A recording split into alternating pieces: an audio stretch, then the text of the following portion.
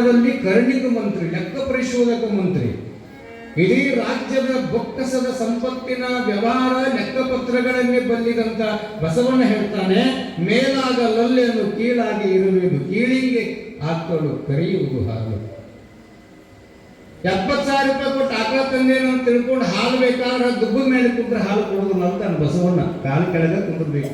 ಈ ಗೌಡ್ ತಿರ್ಬೋದು, ಆಕಳ ತಂದಾಕಿ ನಿನಗೆ ಹಾಲು ಬೇಕಾದ್ರೆ ಎಲ್ಲಿ ಕುಂದಿರ್ಬೇಕವ? ಆಕಳ ಕೆಳಗೆ ಕುಂತ್ರೆ ಹಾಲು ಕೊಡುತ್ತೈತದು. ಹಂಗ ಬಂದೇ ನವಾಜನಿಗೆ ಹುಲಿ ಮೇಲೆ ಕುತ್ಕೊಂಡು ಸಾವಳಿಗೆ ಶಿವಲಿಂಗೇಶ್ವರನ ನೋಡ್ಲಿಕ್ಕೆ ಬರ್ತಾರ.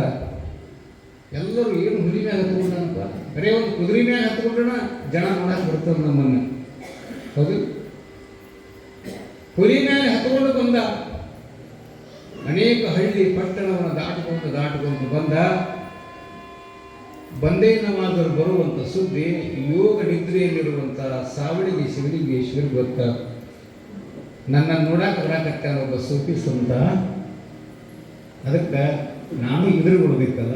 ಒಬ್ಬರು ನಮ್ಮ ಮನೆಗೆ ಯಾರು ಬರಾಕತ್ತಾರ, ಬಸ್ ಸ್ಟ್ಯಾಂಡ್ ಹೋಗ್ತೀವಲ್ಲ, ಹಂಗ ನಾನಿದ್ದಲ್ಲಿಗೆ ಬರಾಕತ್ತೇನಂತ ನಾನು ಎದುರು ಕೊಡ್ಬೇಕಂತ ತಿಳ್ಕೊಂಡು ಮಠದ ಕಟ್ಟಿ ಮೇಲೆ ಕುಂತಿದ್ರಂತೆ. ಯಾರು? ಶಿವಲಿಂಗೇಶ್ವರರು. ಮಠದ ಕಟ್ಟಿ ಮೇಲೆ ಕುಂದಿರ್ತಕ್ಕಂಥ ಸಾವಳಿಗೆ ಶಿವಲಿಂಗೇಶ್ವರರು ಏನಂದ್ರಂತ, ಆ ಕಟ್ಟಿಗೆ ಹಿಂಗೆ ಬಳೆದ್ರಂತ, ಚಲ್ ಬಾವ ಅಂದ್ರು. ಕಟ್ಟಿ, ಕಲ್ಲಿನ ಕಟ್ಟೆ, ಕಲ್ಲಿನ ಕಟ್ಟೆಯ ಮೇಲೆ ಕುಳಿತುಕೊಂಡಿರುವಂತಹ ಶಿವಯೋಗಿಗಳು, ಈ ನಾಡಿನ ಪುಣ್ಯದ ಹಣ್ಣಾಗಿರುವಂತಹ ಸಾವಳಿಗೆಯ ಶ್ರೀಗಳು ಕಲ್ಲಿನ ಕಟ್ಟಿ ಮೇಲೆ ಕುತ್ಕೊಂಡಾರ, ಮಠದ ಕಟ್ಟಿ ಮೇಲೆ ಕುತ್ಕೊಂಡಾರ. ಚಲ್ಲಬಾಬ ಅಂತ ತಿಳ್ಕೊಂಡು ಕಟ್ಟಿ ಬಡಿದ್ರೆ ನಿರ್ಜೀವವಾಗಿರ್ತಕ್ಕಂಥ ಕಲ್ಲಿನ ಕಟ್ಟಿ ಮುಂದೆ ಹೊಂಟಂತ ನೋಡಿ. ಇದನ್ನ ಯಾರು ನೋಡಿದ್ರು ಅಂದ್ರೆ ಹುಲಿ ಹತ್ಕೊಂಡು ಬಂದೆ ಎನ್ನುವಂತ ಅಹಮ್ಮು ಬಿಮ್ಮುಗಳಿಂದ ಬಂದ ಬಂದೇ ನಮಾಜ ಕಲ್ಲಿನ ಕಟ್ಟೆಯನ್ನು ನಡೆಸಿಕೊಂಡು ಬಂದಿರ್ತಕ್ಕಂಥ ಪುಣ್ಯಾತ್ಮ. ನಾನು ಜೀವಿದ್ದ ಹುಲಿಯನ್ನು ನಡೆಸಿಕೊಂಡು ಬಂದಿದ್ದ ದೊಡ್ಡದಲ್ಲ, ನಿರ್ಜೀವವಾದ ಜೀವವೇ ಇಲ್ಲದೆ ಇರುವಂತ ಕಲ್ಲಿನ ಕಟ್ಟೆ ನಡೆಸಿಕೊಂಡು ಬಂದ ಪುಣ್ಯಾತ್ಮರಿಯಲ್ಲಪ್ಪ ಅಂತ ತಿಳ್ಕೊಂಡು ಹುಲಿಯಿಂದ ಕೆಳಗಿರುವ ಶರಣಾರ್ಥಿಗಳನ್ನ ಸಲ್ಲಿಸ್ತಾರಂತೆ. ಯಾರಿಗೆ? ಮಹಾತ್ಮರಿಗೆ. ಅಂತ ಮಹಾತ್ಮರು ಹುಟ್ಟಿದ ನಾಡು. ಅದಕ್ಕೆ ಏನ್ ಹೇಳ್ತಾರೆ ಅಂತಂದ್ರೆ, ಜಗತ್ತಿನ ಮನುಕುಲದ ಸಂಸ್ಕೃತಿ ಎಲ್ಲಿ ಅಡಗಿದೆ ಅಂದ್ರೆ ಅದು ಭಾರತದಲ್ಲಿ. ಆದ್ರೆ ನಮ್ಮ ಮಕ್ಕಳಿಗೆ ಅದು ಗೊತ್ತಾಗ್ತಾ ಇಲ್ಲ. ನಮ್ಮ ಮಕ್ಕಳಿಗೆ ಅದು ಗೊತ್ತಾಗ್ತಾ ಇಲ್ಲ. ಯಾಕೆ ಮಕ್ಕಳನ್ನು ಈ ಪುರಾಣ ಕರ್ಕೊಂಡು ಬರ್ಬೇಕು? ಅಜ್ಜವರು ಪ್ರತಿಯೊಬ್ಬ ತಾಯಿಯಂದರು ಮಠಕ್ಕೆ ಬಂದ್ರು ಏನಂತಾರ? ಮಕ್ಕಳು ಕರ್ಕೊಂಡು ಬರೀರ್ತಾರೆ. ಯಾಕೆ ಕರ್ಕೊಂಡು ಬರೀರ್ತಾರ ಅಂತಂದ್ರೆ ಮಕ್ಕಳಿಗೆ ಸಂಸ್ಕಾರದ ಕೊರತೆ ಇರುವುದರಿಂದ ಮಕ್ಕಳನ್ನು ಕರ್ಕೊಂಡು ಬರುವಂತಾರೆ. ಯಾಕೆ? ಪುರಾಣ ಅಂದ್ರೆ ಗೊತ್ತಿಲ್ಲ, ಜಾತ್ರೆ ಅಂದ್ರೆ ಗೊತ್ತಿಲ್ಲ, ಮಹಾತ್ಮರ ನಿಲುವು ಅಂದ್ರೆ ಏನು ಗೊತ್ತಿಲ್ಲ ನಮ್ಮ ಮಕ್ಕಳಿಗೆ. ಬೆಂಗಳೂರಾಗಿದ್ದ ಮಗ, ಒಬ್ಬನೇ ಮಗ,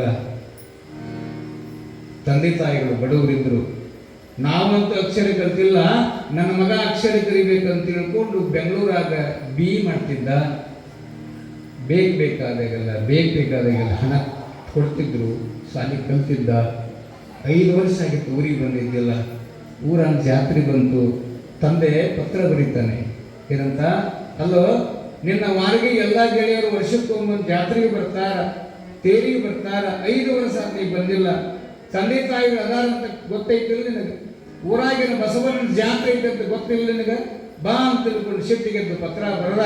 5 ವರ್ಷ ಆದ ಮೇಲೆ ಮಗ ಮನೆಗೆ ಬಂದ. ಬರಬೇಕಾದ್ರೆ ಒಬ್ಬನ ಬಂದಿದ್ದಿಲ್ಲ,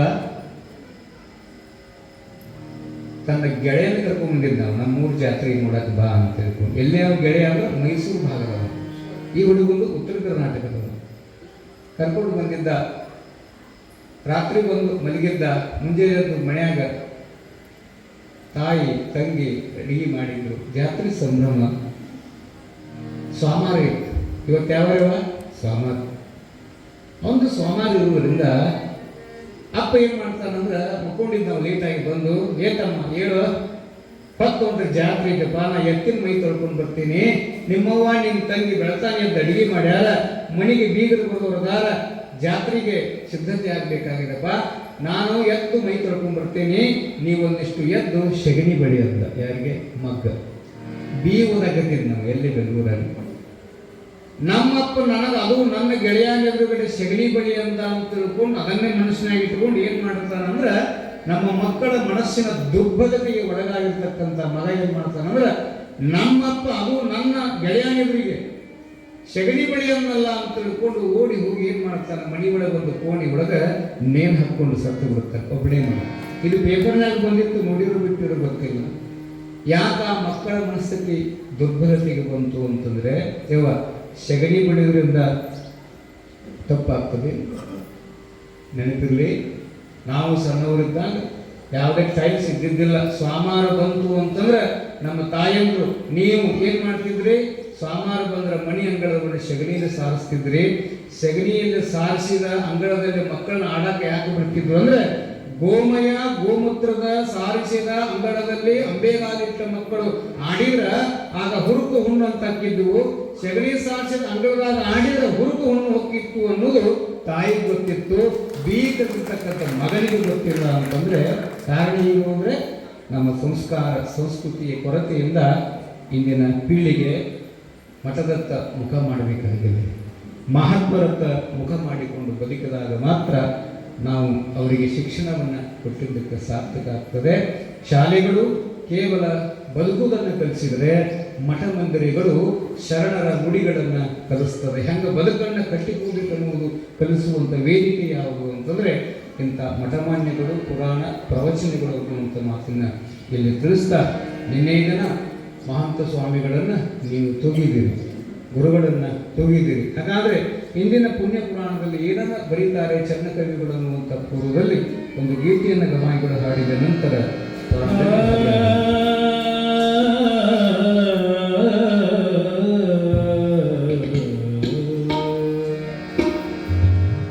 ಭವ್ಯ ಭಾರತದ ದಿವ್ಯ ಇತಿಹಾಸ ಹೇಳುತ್ತಿರುವುದು ಈ ಕರುನಾಡು.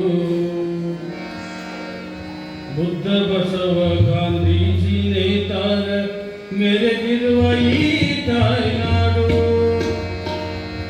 ಒಂದೇ ಮಾತರಂ, ಒಂದೇ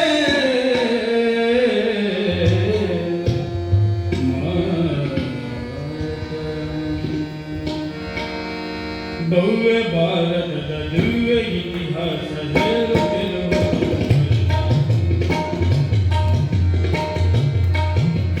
ಭವ್ಯ ಭಾರತದ ದಿವ್ಯ ಇತಿಹಾಸ ಹೇಳುತ್ತಿರುವ ಬುದ್ಧ ಬಸವ ಗಾಂಧೀಜಿ ನೇತಾರ ಮೆರೆದಿರುವ ಈ ತಾಯ್ನಾಡು.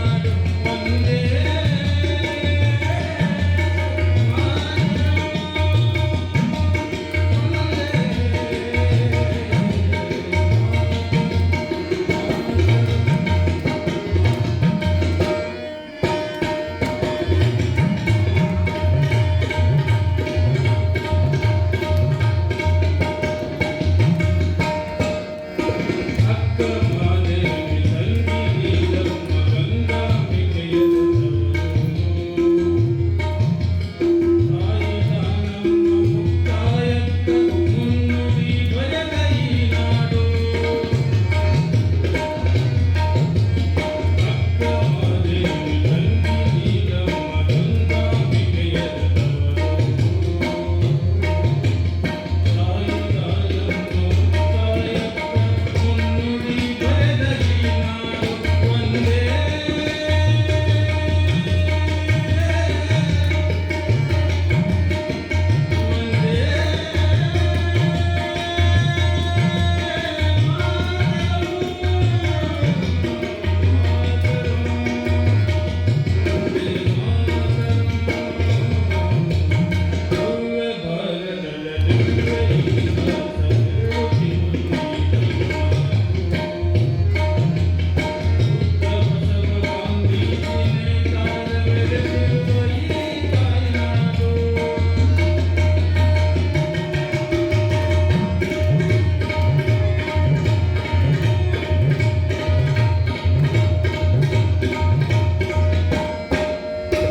ವೀರ ವೀರ ಸಿಂಧೂರ ಲಕ್ಷ್ಮಣ ಧೈರ್ಯವಂತರ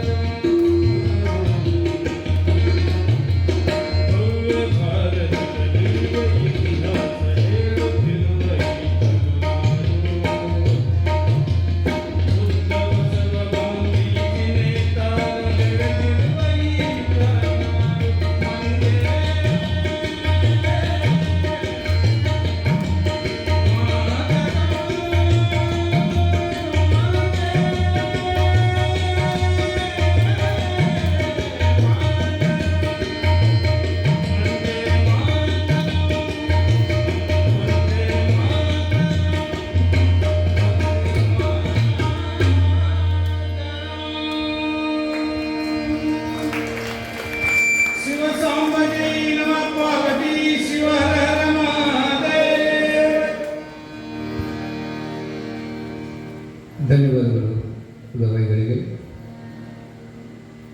ಕಿತ್ತೂರು ಚೆನ್ನಮ್ಮ ದೇಶವನ್ನು ಕಟ್ಟಿದರೆ ಅಕ್ಕ ಮಹಾದೇವಿ ಈ ನಾಡಿನ ಧರ್ಮವನ್ನು ಕಟ್ಟಿದರು.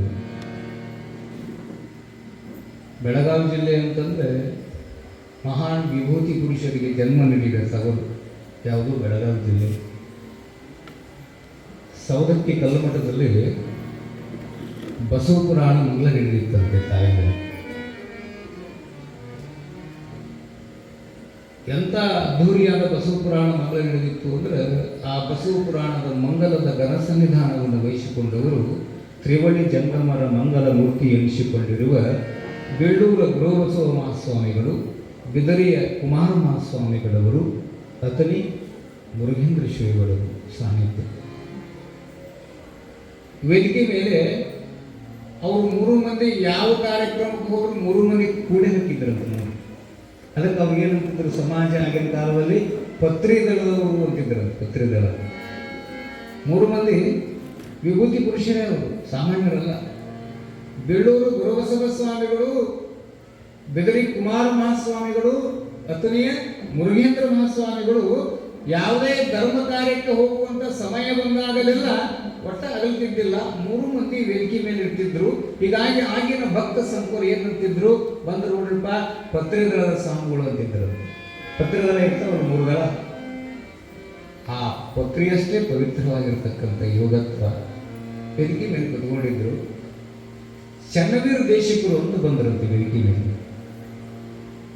ಚನ್ನವೀರ ದೇಶಿಕರು ಆಗ ತಾನೇ ಕಾಶಿಯೊಳಗ ಅಧ್ಯಯನ ವಸೀಲರಾಗಿ ಒಳ್ಳೆಯ ಪಾಂಡಿತ್ಯವನ್ನು ಪಡೆದುಕೊಂಡು ಕಾಶಿಯಿಂದ ನೇರವಾಗಿ ಊರಿಗೆ ಬರುವ ಸಂದರ್ಭದಲ್ಲಿ ಸೌರತ್ತಿ ಕಲ್ಮಠದಲ್ಲಿ ಈ ಜಂಗಮ ಮಂಗಲದ ಮೂರ್ತಿಗಳಿದ್ದಾರೆ ಅನ್ನುವುದನ್ನು ಕೇಳಿ ಅವರ ದರ್ಶನಕ್ಕೆ ಬಂದಿರತಕ್ಕಂಥ ಚನ್ನವೀರ ದೇಶಿಕರು ವೇದಿಕೆ ಮೇಲಿರುವಂಥ ಮುರುಘೇಂದ್ರ ಮಹಾಸ್ವಾಮಿಗಳ ಪಾದಕ್ಕೆ ಬಂದು ನಮಸ್ಕಾರ ಮಾಡಿದ್ರಂತ.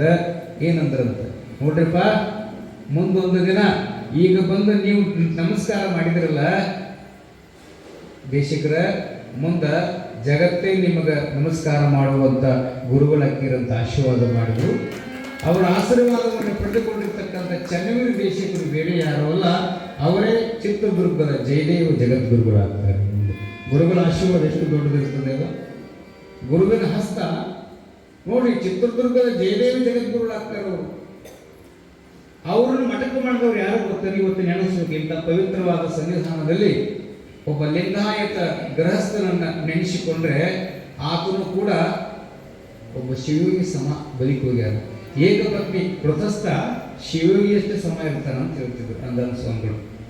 ಏಕಪತ್ನಿ ವ್ರತಸ್ಥಗೆ ಹೆಂಗ ತಾಕತ್ ಇರ್ತದೆ ಅಂದ್ರೆ, ಒಬ್ಬ ಶಿವಯೋಗಿಯಲ್ಲಿರುವಂತ ತಾಕತ್ ಏನಿರ್ತದಲ್ಲ, ಹಂಗ ಆ ತಾಕತ್ತು ಏಕಪತ್ನಿ ವ್ರತಸ್ಥರಿಗಿರ್ತೈತಂತೆ. ಏಕಪತ್ನಿ ವ್ರತಸ್ಥ ಅಂದ್ರೆ ಕೈ ಹಿಡಿದ ಹೆಂಡತಿಯನ್ನ ಬಿಟ್ಟು ಉಳಿದಂತ ಹೆಣ್ಣು ಮಕ್ಕಳನ್ನ ತಾಯಿ ಅಂತ ಭಾವಿಸಿಕೊಳ್ಳತಕ್ಕಂಥವ್ರಿಗೆ ಏಕಪತ್ನಿ ವ್ರತಸ್ಥ ಅಂತ ಕರೀತಾರೆ.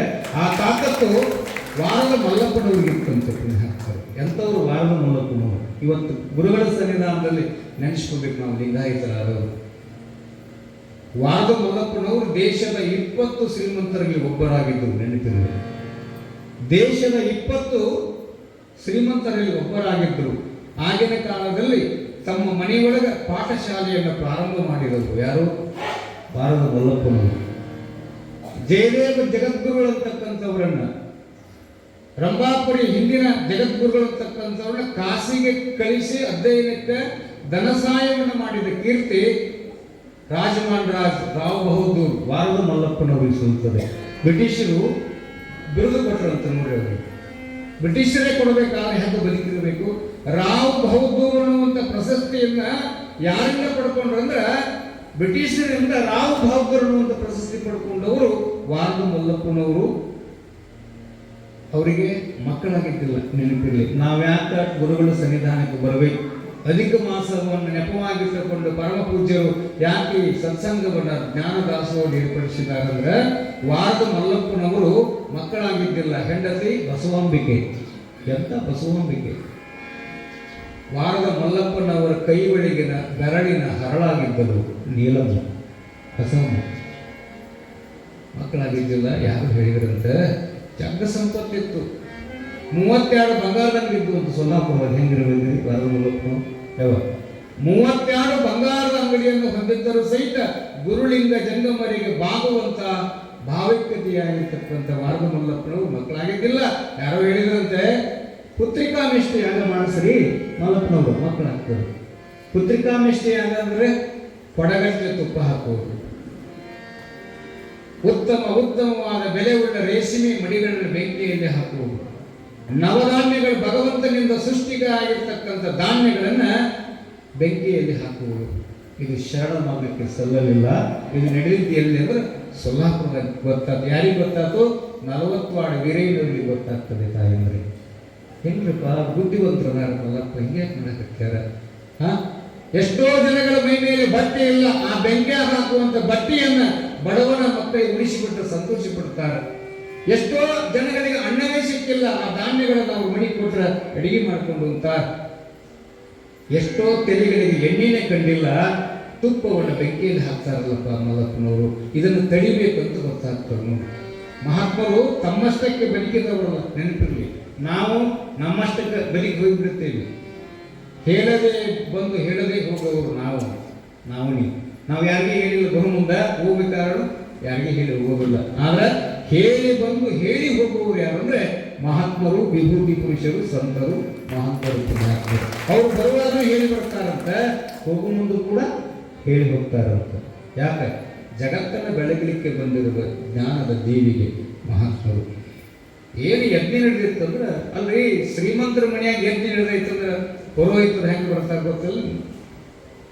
ಪುರೋಹಿತನ ವಹಿಸಿಕೊಂಡವರಿಗೆ ಬಂಗಾರದ ಆಭರಣಗಳು, ಬಟ್ಟೆಗಳು, ಹಣ.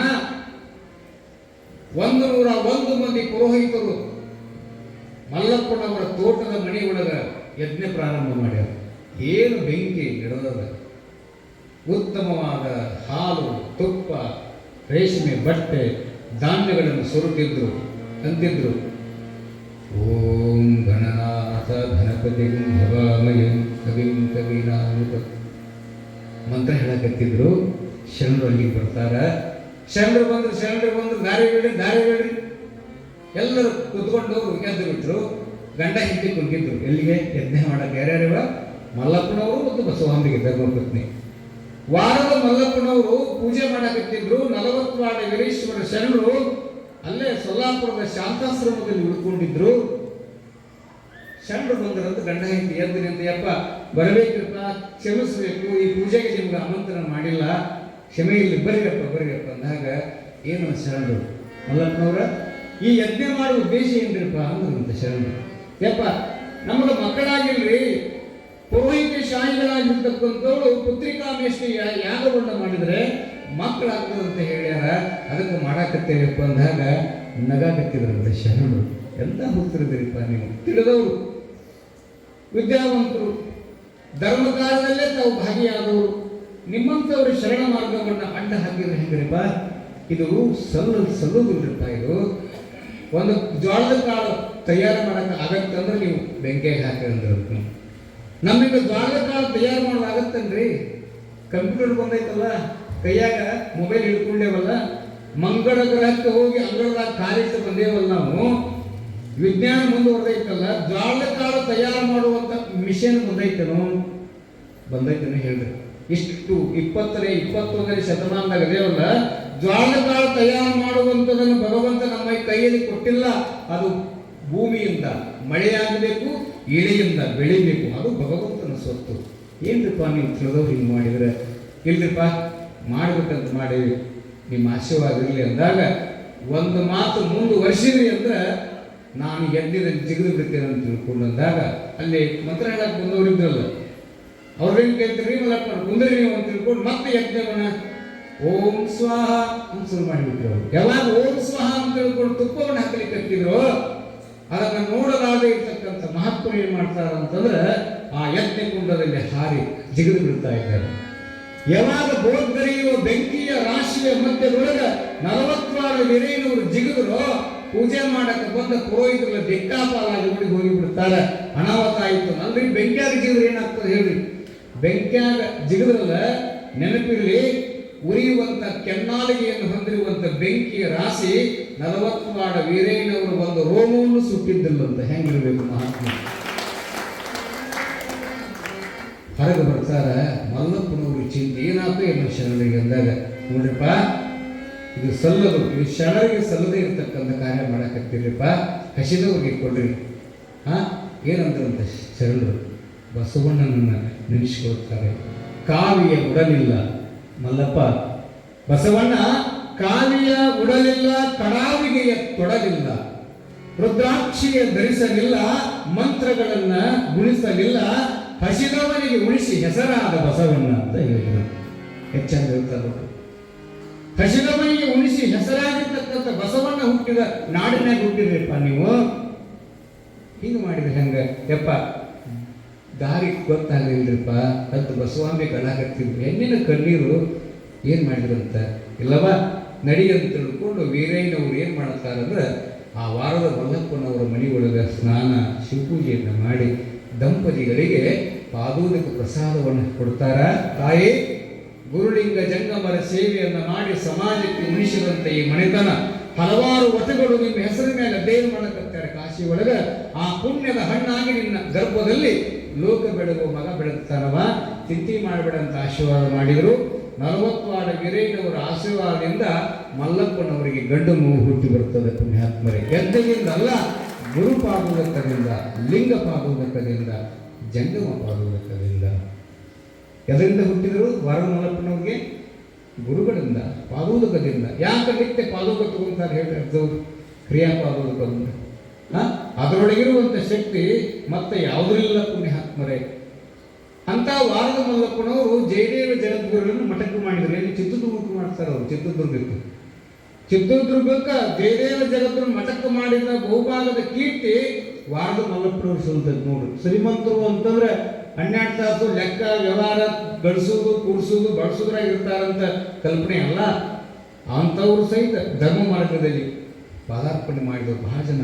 ಸಕ್ರಿ ಕರಡೆಪ್ಪನವರು, ವಾರದ ಮಲ್ಲಪ್ಪನವರು, ಸಿರಸಂಗಿ ಲಿಂಗರಾಜರು, ಡೆಪ್ಯೂಟಿ ಚನ್ನಬಸಪ್ಪ, ಅರಟಾಳ್ ರುದ್ರಗೌಡರು, ಒಬ್ಬರ ಇಬ್ಬರ. ನಾಗನೂರಿನ ಬೆಳಗಾವಿಯ ಶಿವಬಸವ ಸ್ವಾಮಿಗಳು ದಾಸೋಹ ಪ್ರಾರಂಭ ಮಾಡ್ತಾರೆ. ತೋಟದ ಛತ್ರಪ್ಪನ ತೋಟ ಅಂತದ ಬೆಂಗಳೂರು ಪ್ರಸಾದದಲ್ಲಿ ಪ್ರಾರಂಭ ಮಾಡ್ತಾರೆ. ಅನ್ನೋದಿಲ್ಲ ನಮ್ಮ ಮನೆಯನ್ನು ನೀವು ಛತ್ರಪ್ಪನ ತೋಟ ಮಾಡಿರ ಅಂತಾರೆ ನೋಡಿ. ಆ ತೋಟಪ್ಪ ಅಂತಕ್ಕಂಥ ಪ್ರಸಾದವನ್ನು ಪ್ರಾರಂಭ ಮಾಡ್ತಾನ. ಆತನ ಪ್ರಸಾದದಲ್ಲಿ ಉಂಡು ಲೋಕದಲ್ಲಿ ಬೆಳಗಿದವರು ಶತಾಯುಷಿಗಳಾದವರು ಯಾರು ಗೊತ್ತನು? ತುಮಕೂರಿನ ಶಿವಕುಮಾರ ಮಹಾಸ್ವಾಮಿಗಳವರು ತೋಟದ ಛತ್ರಪ್ಪನ ಪ್ರಸಾದದಲ್ಲಿ ಪ್ರಸಾದ ಮಾಡಿ ಬೆಳಗ್ಯಾರಂಥದ್ದು. ಎಷ್ಟು ತಾಕತ್ತದರಿ ಭಕ್ತರಿಗೆ. ವಾರದ ಮಲ್ಲಪ್ಪನವರು ಜಗದ್ಗುರುಗಳನ್ನು ಚಿತ್ರದುರ್ಗಕ್ಕೆ ಮಾಡಿದರು. ಮಾಡಿದ ಮೇಲೆ ಒಂದು ಪತ್ರ ಬರೆದಂಥವು ಕೆಲವು ಮಠಗಳಾದ ಮೇಲೆ. ಮಠಕ್ಕಾದ 3 ವರ್ಷ ಆದ ಮೇಲೆ ವಾರದ ಮಲ್ಲಪ್ಪನವ್ರಿಗೆ ಒಂದು ಪತ್ರ ಬರ್ತದೆ. ಏನಂತ? ರಾಜಮಾನ್ ರಾಜು ವಾರದ ಮಲ್ಲಪ್ಪನವರಿಗೆ ತಿಳಿಸುವುದೇನೆಂದ್ರೆ, ಚಿತ್ರದುರ್ಗದ ಬೃಹನ್ ಮಠಾಧೀಶರಾದ ನಾನು ಜಯದೇವ ಜಗದ್ಗುರುಗಳು ತಿಳಿಸುವುದೇನೆಂದ್ರೆ, ಒಂದ್ಸಾರಿ ನಮ್ಮ ಮಠಕ್ಕೆ ಬರ್ರಿ ಅಂದರು. ಏನು ಬರೆದಿದ್ರು? ನಾನು ಕಟ್ಟಡ ಕಟ್ಟೇನಿ, ಶಾಲೆ ಕಟ್ಟೇನಿ, ದವಾಖಾನೆ ಕಟ್ಟೇನಿ, ಕಾಲೇಜು ಕಟ್ಟೇನಿ, ನಾನು ಮಾಡಿರುವ ಸಾಹಸವನ್ನು ನೋಡಾಕ ಬರ್ರಿ ಅಂತ ತಿಳ್ಕೊಂಡು ವಾರದ ಮಲ್ಲಪ್ಪನವರಿಗೆ ಚಿತ್ರದುರ್ಗದ ಜಯದೇವ ಜಗದ್ಗುರುಗಳು ಪತ್ರ ಬರೆದ್ರಂತ. ಪತ್ರ ಓದಿದಂತ ವಾರದ ಮಲ್ಲಪ್ಪನವರು ಎಷ್ಟು ಜ್ಞಾನಿಗಳಿದ್ದರು ಅಂದ್ರೆ, ಪತ್ರ ಓದಿ ಮಾಡಿ ಪತ್ರ ಬರೆದ್ರಂತ. ಏನಂತ? ಜಗದ್ಗುರುಗಳೇ, ನಿಮ್ಮನ್ನ ಮಠಕ್ಕೆ ಮಾಡಿದ್ದು ಕಟ್ಟಡ ಕಟ್ಟಾಕಲ್ಲ, ನಿಮ್ಮನ್ನ ಮಠಕ್ಕೆ ಮಾಡಿದ್ದು ಆಸ್ಪತ್ರೆ ಕಟ್ಟಾಕಲ್ಲ, ನಿಮ್ಮನ್ನ ಮಠಕ್ಕೆ ಮಾಡಿದ್ರು ಬೆಟ್ಟ ಗುಡ್ಡಗಳನ್ನ ಕಟ್ಟಾಕಲ್ಲ, ಸಮಾಜದ ಭಕ್ತರನ್ನು ಎಷ್ಟು ಕಟ್ಟಿಕೊಂಡಿರು ಹೇಳ್ರಿ, ಬಂದು ನೋಡ್ತೀನಿ ಅಂದ್ರಂತ ವಾರದ ಮಲ್ಲಪ್ಪನು. ಹೆಂಗಿರ್ಬೇಕು? ಶಾಲೆ ಕಟ್ಟುವ ನೀವು ಯಾಕೆ ಸರ್ಕಾರ ಮಾಡ್ತಾ ಇದ್ದೀವಿ? ಅದೋರು ಶಾಲೆ ಕಟ್ಬೋದಾಗಿತ್ತಲ್ಲ. ಮೋಹನ್ ಮಲ್ಲಿಕಾರ್ಜುನಪ್ಪನವರು ಯಾಕೆ ಕಟ್ಟಿಲ್ಲ ಹೇಳಿ? ಯಾಕೆ ಕಟ್ಟಿಲ್ಲ? ಇಂದಿನ ಪ್ರಸ್ತುತ ದಿನಮಾನದಲ್ಲಿ ಡೊನೇಷನ್ ಕೊಟ್ಟರ ಮಕ್ಕಳು ಕರ್ಕೊಳ್ಳುವಂಥ ಸ್ವಾಮೀಜಿಗಳು ಸಹಿತ ಮಠ ಕಟ್ಟಕತ್ಯಾರ. ನಾ ಹೇಳಕತ್ತಿದ್ದು ದೋಷ ಅಂತ ಹೇಳಕತ್ತಿಲ್ಲ. ಮಠಾಧೀಶರಾಗಿರ್ತಕ್ಕಂಥವ್ರು ಸಮಾಜವನ್ನು ಕಟ್ಟಬೇಕಂತ. ಮಠಾಧೀಶರ ಕರ್ತವ್ಯಗಳೇನು ಹೇಳ್ರಿ? ಮಠದ ಕರ್ತವ್ಯಗಳೇನು ಗೊತ್ತೇನು?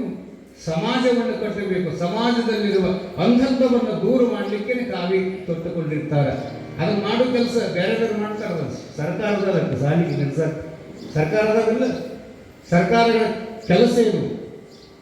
ಅಕ್ಷರವನ್ನು ಕಟ್ಟುವುದು, ಅಣಕೃಷ್ಟಿಯಿಂದ ದೂರ ಮಾಡೋದು, ಅದನ್ನು ಮಾಡ್ತಾರೆ. ಅದನ್ನು ಮಾಡುವುದು ನೀ ಮಾಡೋದು ನಿನಗೇನು ಬೇರೆ ಅದು ಭೂಮಿ ಮೇಲೆ ಮಾಡ್ಬೋದಾಗಿತ್ತಲ್ಲ. ಮೋಹನ ಮಲ್ಲಿಕಾರ್ಜುನ ಅಪ್ಪಂಗಳು ಸಾಧ್ಯದಲ್ಲಿ ಕಟ್ಟಬಹುದಾಗಿತ್ತಲ್ಲ, ಶಾಲೆಯನ್ನು ಕಟ್ಟಬಹುದಾಗಿತ್ತು, ಕಟ್ಟಡವನ್ನು ಕಟ್ಟಬಹುದಾಗಿತ್ತು.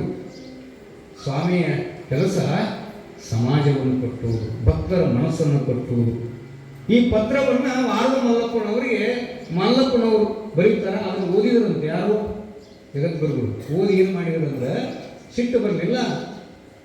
ಬುದ್ಧಿ ಮಾತು ಹೇಳೋರು ಅವರು ಸಣ್ಣವರಲ್ಲಿ ದೊಡ್ಡವರಲ್ಲಿ ಅದನ್ನು ಸ್ವೀಕಾರ ಮಾಡ್ಬೇಕಂತೇವ. ವಾರದ ಮಲ್ಲಪ್ಪನವರು ಬರೆದ ಪತ್ರವನ್ನು ಏನ್ ಮಾಡ್ತಾರ ಜಗದ್ಗುರುಗಳು ಅಂದ್ರೆ, ಆ ಪತ್ರವನ್ನ ಎಲ್ಲಿ ಇರಲಿಲ್ಲ, ತಮ್ಮ ಲಿಂಗಯ್ಯನ ಕೆಳಗಡೆ ಲಿಂಗ ವಸ್ತ್ರದಲ್ಲಿ ಇಟ್ಟುಕೊಂಡ್ರಂತೆ ಎಷ್ಟೋ ವರ್ಷ. ಯಾಕೆ? ನನ್ನನ್ನ ಸಮಾಜದತ್ತ ಮುಖ ಮಾಡಿ ನಿಲ್ಲಿಸಿದ್ದು ವಾರದ ಮಲ್ಲಪ್ಪನವರು ಪತ್ರ ಅಂತ ತಿಳ್ಕೊಂಡು ಲಿಂಗ ಪೂಜೆ ಮಾಡೋ ಮುಂದೆ ದಿನ ಆ ಪತ್ರ ಓದಿದ್ರಂತೆ ಯಾರು? ಜಗದ್ಗುರುಗಳು. ಎಷ್ಟು ಬದಲಾವಣೆ ಮಾಡಿರ್ಬೇಕು ಹೇಳ್ರಿ ಜಗದ್ಗುರುಗಳನ್ನು. ಯಾವ ಪತ್ರ ಅದು? ಸಮಾಜಮುಖಿಯಾಗಿ ಮಾಡುವ ಕೆಲಸ. ಮಲ್ಲಪ್ಪನವರು ತೀರಿಕೊಂಡಾಗ ಒಂದಿನ ಅವ್ರ ಮಗ ಬಂದಿದ್ರಂತೆ, ವಾರದ ಮಲ್ಲಪ್ಪನವ್ರ ಮಗ. ಎಲ್ಲಿಗೆ? ಜಗದ್ಗುರು ಹತ್ರ ಬಂದಿದ್ದ. ಜಗದ್ಗುರುಗಳು ಪೂಜೆ ಮುಂದೆ ಕುಂದಿಸ್ಕೊಂಡಿದ್ರು ವಾರದ ಮಲ್ಲಪ್ಪನವ್ರ ಮಗನ. ಕುಂದಿಸ್ಕೊಂಡಾಗ ಆ ಲಿಂಗ ವಸ್ತ್ರವನ್ನು ತೆಗೆದು ಪೂಜೆ ಮಾಡಿಕೊಂಡು ಆ ಬಿಳಿಯ ಹಾಳಿಯಾಗಿ ಪತ್ರವನ್ನು ವಾರದ ಮಲ್ಲಪ್ಪನವ್ರ ಮಗನ ಕೈ ಕೊಟ್ಟರಂತೆ. ನೋಡ್ರಿಪ್ಪ, ಇದನ್ನ ತೆಗೆದು ನೋಡಿದ್ರೆ ವಾರದ ಮಲ್ಲಪ್ಪನವ್ರ ಮಗ ಪೂಜ್ಯರೇ, ಯಪ್ಪ ಇವು ನಮ್ಮ ಅಪ್ಪನ ಅಕ್ಷರ ಅಂತವು. ಯಾರು? ವಾರದ ಮಲ್ಲಪ್ಪ. ಹೌದ್ರಿಪ್ಪ, ನಿಮ್ಮ ತಂದೆಯವರಿಗೆ ಬರೆದ ಪತ್ರ ಇದು. ಏನಂತ ಬರೆದಾರ ಹೋದ್ರಿ? ನನ್ನಂಥ ಜಗದ್ಗುರುಗಳನ್ನು ಸಮಾಜದತ್ತ ಮುಖ ನಿಲ್ಲಿಸಿದಂಥ ಪತ್ರ ವಾರದ ಮಲ್ಲಪ್ಪನವರು ಉತ್ತರ ಅಂತ ಹೇಳಿದರಂತೆ ಪುಣ್ಯಾತ್ಮರು. ಹೇಳುವ ತಾತ್ಪರ್ಯ ಏನು ಅಂತಂದರೆ, ಸಂಸಾರಸ್ಥರಲ್ಲೂ ಕೂಡ ಸಮಾಜವನ್ನು ಕಟ್ಟಿದವರು ಅದಾರ. ಸಂಸಾರಸ್ಥರ ಕೊಡುಗೆ ಎಷ್ಟು ದೊಡ್ಡದು!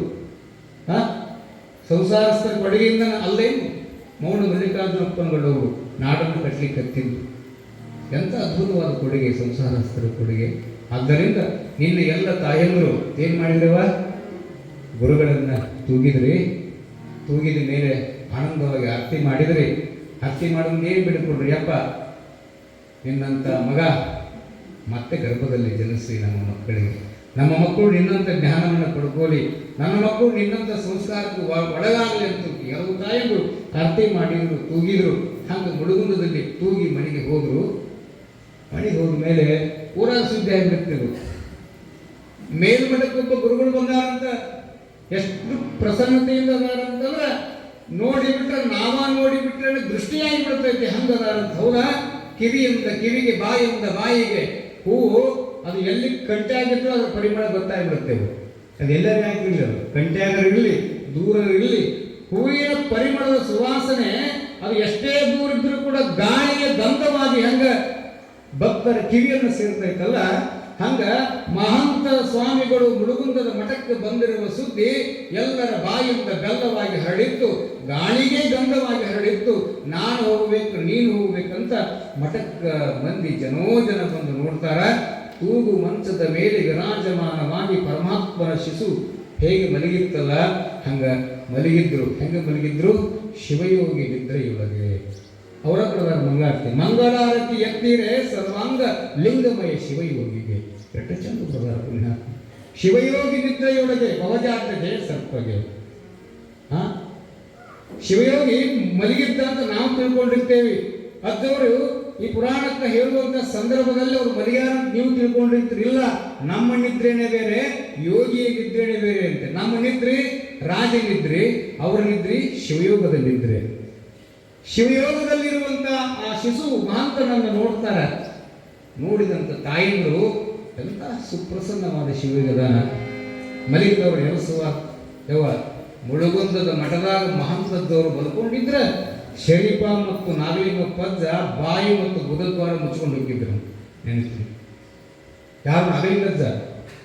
ಅಜಾತ ನಾಗಲಿಂಗ ಶಿವಯೋಗಿ ವಿಶ್ವಕರ್ಮ ಪರಬ್ರಹ್ಮಣಿ ಅಂತಕ್ಕಂಥ ನಾನುಡಿಯನ್ನು ಜಗತ್ತಿಗೆ ನೀಡಿದಂತ ಚಿದಾನಂದ ಅವಧೂತರಿಂದ ಆಶೀರ್ವಾದಕ್ಕೆ ಒಳಗಾದ ನಾಗಲಿಂಗ ಮುಳುಗುಂದದ ಮಠದ ಮುಂದೆ ಹೋಗ್ಬೇಕಾದ್ರೆ ಸಂದರ್ಭ ಬಂತಂದ್ರೆ ಶರೀಫ ಅವರು ಹೋಗಿದ್ರಂತ. ಅವಾಗ ಮುಳುಗುಂದದ ಮಠ ಬಂತಂದ್ರೆ ಬಾಯಿ ಮುಚ್ಚಿದ್ರಂತ, ಬುಧದ್ವಾರ ಮುಚ್ಕೊಂಡಿದ್ರಂತ.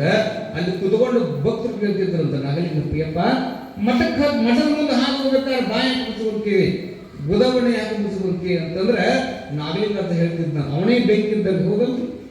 ಕಾಳಿಕಾ ದೇವಿ ಇನ್ನೊಂದು ಅವತಾರವಾಗಿರ್ತಕ್ಕಂಥ ನಾಗಲಿಂಗನೇ ಮುಳುಗುಂದನ ಮಠದ ಮುಂದೆ ಹಾದು ಹೋಗುವಂತ ಪ್ರಸಂಗ ಬಂದ್ರೆ ಬಾಯಿ ಮುಚ್ಚುವಂತಿದ್ದ, ಗುದದ್ವಾರವನ್ನು ಮುಚ್ಚುವಂತಿದ್ದ ಕೈಗೆ ಯಾಕೆ ತಾಂಗ್ ಮಾಡ್ತೀರಿ ಅಂತ ಭಕ್ತರು ಕೇಳಿದ್ರೆ, ಯಪ್ಪ ಮುಳುಗುಂದದ ಗವಿ ಮಠದಾಗ ಹುಲಿ ಮಕ್ಕೊಂಡೈತೆ ಅಂತಿದ್ರು. ಯಾರು ನಾಗರಿಕತೆ ಅಂತಿದ್ದಂತೆ. ಹೆಂಗಿರ್ಬೇಕು ಅವ್ರ ವೈರಾಗ್ಯ, ಮಾಂತಬ್ದನವರ ವೈರಾಗ್ಯ ಹೆಂಗಿರಬೇಕು ಹೇಳ್ರಿ. ಸನ್ಯಾಸತ್ವವನ್ನು ಸ್ವೀಕಾರ ಮಾಡುವುದು ಹುಲಿ ಕಟ್ಟಿದಂಗೆ ಅಂತ. ಹುಲಿ ಕಟ್ಟಕ್ಕಾಗತ್ತಲ್ಲ? ಎಷ್ಟು ಮಂದಿ ಹುಲಿ ಕಟ್ಟಿವಿ? ಎಲ್ಲರೂ ಆಕಳ ಕಟ್ಟಿದೇವ್ರದೇವು, ನಾವು ಎಮ್ಮೆ ಕಟ್ಟಿದವರದೇವಿ. ಹುಲಿ ಕಟ್ಟಿದವರೊಬ್ಬರ ಮೌನ ಮಲ್ಲಿಕಾರ್ಜುನ ಅಪ್ಪಂಗಳು. ವೈರಾಗ್ಯ ಅನ್ನುವಂಥ ಹುಲಿ ಕಟ್ಟಾಕ ಅದನ್ನು ಸಾಕಾಕ ಸಲುವಾಗ ತಾಕತ್ತು ಬೇಕ್ರಿ. ನಾವು ಆಡ ಕಟ್ಟಿದವ್ರು ಬಂದೇವಿ, ಅವರಲ್ಲಿ ಆಕಳ ಕಟ್ಟಿದವ್ರು ಬಂದೇವಿ. ಹುಲಿ ಕಟ್ಟಕ್ಕೆ ಬೇಕಲ್ಲ ತಾಕತ್ತು. ಹುಲಿ ಅಂದ್ರೆ ಏನು? ಪರಮ ವೈರಾಗ್ಯ, ಶ್ರೀಮನ್ ನಿರಂಜನ ಪ್ರಣವ ಸ್ವರೂಪ ಅಂದ್ರೆ ಏನು? ರಂಜನೆ ಇಲ್ಲದೆ ಇರ್ತಕ್ಕಂಥವನೇ ಶಿವಯೋಗಿ. ರಂಜನೆ ಅಂದ್ರ ಅಹಂಕಾರ, ರಂಜನೆ ಅಂದ್ರ ಆಡಂಬರ. ಅಂತ ಮಹಾಂತದ್ದನನ್ನು ನೋಡ್ಲಾರ ಹೋಗ್ತಿದ್ರು ಅಂದ್ರೆ ಹೆದರ್ತಿದ್ರು ಅಂತ. ಹಂಗ ಎಲ್ಲರೂ ಬಂದು ನೋಡ್ತಿದ್ರು, ಶಿವಗಿಯನ್ನ ದರ್ಶನ ಮಾಡ್ಕೊಂಡಿದ್ರು. ಅವಾಗ ಎಲ್ಲ ತಾಯಿಗಳು ಮಠಕ್ಕೆ ಬುತ್ತಿ ತರಾಕತ್ತಿದ್ರಂತ. ಯಾಕ? ಹಿಂದ ಮಹಂತ ಯೋಗಿಗಳು ಹೇಳಿ ಹೋಗಿದ್ರು, ನಾ ಹೋದ ಮೇಲೆ ಚಿಂತೆ ಮಾಡಬೇಡ್ರಪ್ಪ, ನನಗಿಂತಲೂ ಸಮರ್ಥವಾಗಿರ್ತಕ್ಕಂಥ ಒಬ್ಬ ಬರ್ತಾನಂತ ತಿಳ್ಕೊಂಡು ಹೇಳಿದ್ರು. ಕಾದ ನೋಡಿ ಸಮಯ ಬಂದಾಗ ಬರ್ತಾರಂತ ಹೇಳಿದ್ರಲ್ಲ, ಅವರೇ ಇರ್ಬೇಕು, ನಮ್ಮಪ್ಪನ ಕಳಿಸಿಕೊಡ್ತಾರ ಅಂತ ತಿಳ್ಕೊಂಡು ಆಗಿನ ಹಿರಿಯರೆಲ್ಲ ನೆನೆಸ್ಕೊಂತಾರ. ಎಲ್ಲ ತಾಯಿಯರು ಮನೆಗೆ ಹೋಗಿ ಮನಸ್ಸಿನಿಂದ ಮಡಿಯಿಂದ ಅಡಿಗೆ ಮಾಡ್ಕೊಂಡು ಬುತ್ತಿ ತರ ಕಟ್ಟಿದ್ರು. ಆದರೂ ಮಹಂತದ ವೈರಾಗ್ಯ ಹೆಂಗಿತ್ತಂದ್ರೆ, ಇಡೀ ತಾಯಿಯವರು ಬುತ್ತಿ ತಗೊಂಡು ಬಂದರೂ ಕೂಡ ಕಂತಿ ಭಿಕ್ಷೆಯನ್ನು ಬಿಡಲಿಲ್ಲ ಅಂತ ನೋಡ್ರಿ. ಹೆಂಗಿರ್ಬೇಕು ವೈರಾಗ್ಯ? ಕಂತಿ ಭಿಕ್ಷೆಯನ್ನು ಮಾಡುತ್ತಿದ್ರು. ಅದು ಅಕ್ಕ ಹೇಳ್ತಾಳಲ್ಲ ಏನಂತ, ಮನೆ ಮನೆಗೆ ತಿರುಗಿ ಭಿಕ್ಷೆಯನ್ನು ಬೇಡುವಂತೆ ಮಾಡಯ್ಯ. ಅಕ್ಕ ಹೇಳ್ತಾಳ, ರಾಜನ ಅರಮನೆಯನ್ನ ತೊರೆದು ಅರಮನೆಗೆ ಇರುವುದು ಬಿಟ್ಟು ಎಲ್ಲಿ ಹೊಂಟಿ ಅಂತ ಹೇಳಿದ್ರು ತಂದೆ ತಾಯಿಗಳು. ಅರಮನೆಗೆ ಇರುವುದು ಬಿಟ್ಟು ಎಲ್ಲಿ ಹೊಂಟಿ ಅಂತ ತಿಳ್ಕೊಂಡು ತಂದೆ ತಾಯಿಗಳು ಕೇಳಿದ್ರೆ, ಅಕ್ಕಮಾದೇವಿ ಹೇಳಿದ್ರಂತ, ಕಲ್ಯಾಣ ಉಡುತಡಿ ಅಕ್ಕಮಾದೇವಿ ಹೇಳಿದ್ದಂತ, ನಿನಗದು ಅರಮನೆ ಇರ್ಬೋದು, ನನಗದು ಅರ್ಧ ಮನೆ ಅಂದ್ಲಂತ. ಯಾರು? ಅಕ್ಕಮಾದೇವಿ ಹೇಳ್ತಾನೆ. ಹಸಿವಾದ್ರೆ ಏನು ಮಾಡ್ತೀವಿ? ತಾಯಿ ನೀರಡಿಕಾಗಲ್ಲಿ ಹೊಂಟಿದೆ, ರಾತ್ರಿ ಎಲ್ಲಿ ವಸತಿ ಮಾಡ್ತೀವಿ ಇಂಥ ಪ್ರಪಂಚದೊಳಗ ಅಂತ ಕೇಳಿದ್ರೆ ಏನಂತ, ಹಸಿವಾದೊಡೆ ಭಿಕ್ಷಾನಗಳುಂಟು, ಹಸಿವಾದೊಡೆ ಭಿಕ್ಷಾನಗಳುಂಟು, ಕೃಷಿಯಾದೊಡೆ ಕೆರೆಬಾವಿಗಳುಂಟು, ಶಯನಕ್ಕೆ ಹಾಳು ದೇಗುಲ ಉಂಟು ಅಂತ ಬರೀತಾರೆ. ಇಲ್ಲಿ ಗಮನಿಸಬೇಕು ನಾವು ಅಕ್ಕನ ವಚನವನ್ನು. ಆದ್ಯರ 60 ವಚನಕ್ಕೆ ದನ್ನಾಯಕರ 20 ವಚನ ಸಮ, ದನ್ನಾಯಕರ 20 ವಚನಕ್ಕೆ ಅಕ್ಕನ 1 ವಚನ ಸಮ ಅಂತ ಬರೀತಾರೆ. ಅಲ್ಲ ಏನಂತಕ್ಕ ಅರ್ಧಾಮಣಿ ಅಂತ ಯಾಕೆ ಹೇಳಿದ್ರಂದ್ರೆ, ನಿಮಗದು ಅರಮನೆ ಇರಬಹುದು, ನನಗದು ಅರ್ಧಾಮಣಿ, ಪಟ್ಟಸರ ಭಿಕ್ಷೆ ಬಿಡ್ತೀನಿ. ಹೆಂಗೆ ಬಿಡ್ತೀನಿ ಅಂತ ಬರೀತಾಳ, ಮನೆ ಮನೆಗೆ ತಿರುಗಿ ಭಿಕ್ಷೆಯನ್ನು ಬೇಡುವಂತೆ ಮಾಡಯ್ಯ, ನಾ ಬೇಡಿದರೆ ಅವರು ಕೊಡದಂತೆ ಮಾಡಯ್ಯ. ಹೆಣ್ಣು ಮಗಳು ಬಂದಾಳಂತ ಕನಿಕರ ಪಟ್ಟು ಅವರೇನಾದರೂ ನೀಡಿದ್ರೆ, ಅವರು ನೀಡುವಂತ ಸಂದರ್ಭದಲ್ಲಿ ನಾನು ತೆಗೆದುಕೊಳ್ಳುವ ಮುನ್ನ ಕೆಳಗೆ ಬೀಳುವಂತೆ ಮಾಡಯ್ಯ, ಕೆಳಗೆ ಬಿದ್ದ ಪ್ರಸಾದವನ್ನು ನಾನು ಎತ್ತಿಕೊಳ್ಳುವ ಮುನ್ನ ನಾಯಿ ಎತ್ತಿಕೊಂಡು ಹೋಗುವಂತೆ ಮಾಡಯ್ಯ, ಚನ್ನಮಲ್ಲಿಕಾರ್ಜುನ ಅಂತ ಬರೀತಾರೆ. ಹೆಂಗೆ ಬರೀತಾರೆ ನೋಡಿ, ಎಂಥ ಪರಿಸ್ಥಿತಿ ಬೇಕಂತ ಬೇಡ್ಕೊಂತಾಳೆ. ಮನೆ ಮನೆಗೆ ತಿರುಗಿ ಭಿಕ್ಷೆಯನ್ನು ಬೇಡುವಂತ ಭಾಗ್ಯ ಕೊಡು. ನೋಡಿ ಹೆಂಗವರೆಗೆ ನಾ ಬೇಡಿದ ಮೇಲೆ ಅವರು ಕೊಡಲಾರಂತ ಮನಸ್ಸು ಕೊಡು. ಏನೋ ಹೆಣ್ಣುಮಗಳು ಬಂದಾಳ ಅಂತ ತಿಳ್ಕೊಂಡು ಕಡಿಗಾರ ಪಟ್ಟು ಅವರು ಕೊಡಾಕ ಬಂದ್ರೆ, ನಾ ಎಸುಗೋಡು ಮುಂದೆ ಅದನ್ನು ಕೆಳಗೆ ಬೀಳುವಂಗೆ ಮಾಡು. ಕೆಳಗೆ ಕೆಳಗೆಲ್ವಾ ತಗೋಂತವ್ರು ಅನ್ನೋ ಮುಂದೆ ನಾ ತಗೊಳಕ್ಕೆ ಬಂದ ತಕ್ಷಣ ನಾಯಿ ತಗೊಂಡು ಹೋಗಿ ಮಾಡಂತಾಳು ಅಂದ್ರೆ ಎಂತ ವೈರಾಗ್ಯ ಇರಬೇಕು ಅಂತಂದು. ಅದೇ ವೈರಾಗ್ಯವನ್ನೇ ತಾಳಿದವರು ಮುಡುಗುಂದರ ಬಾಲ್ಯದ ಮಹಂತ ಸ್ವಾಮಿಗಳು.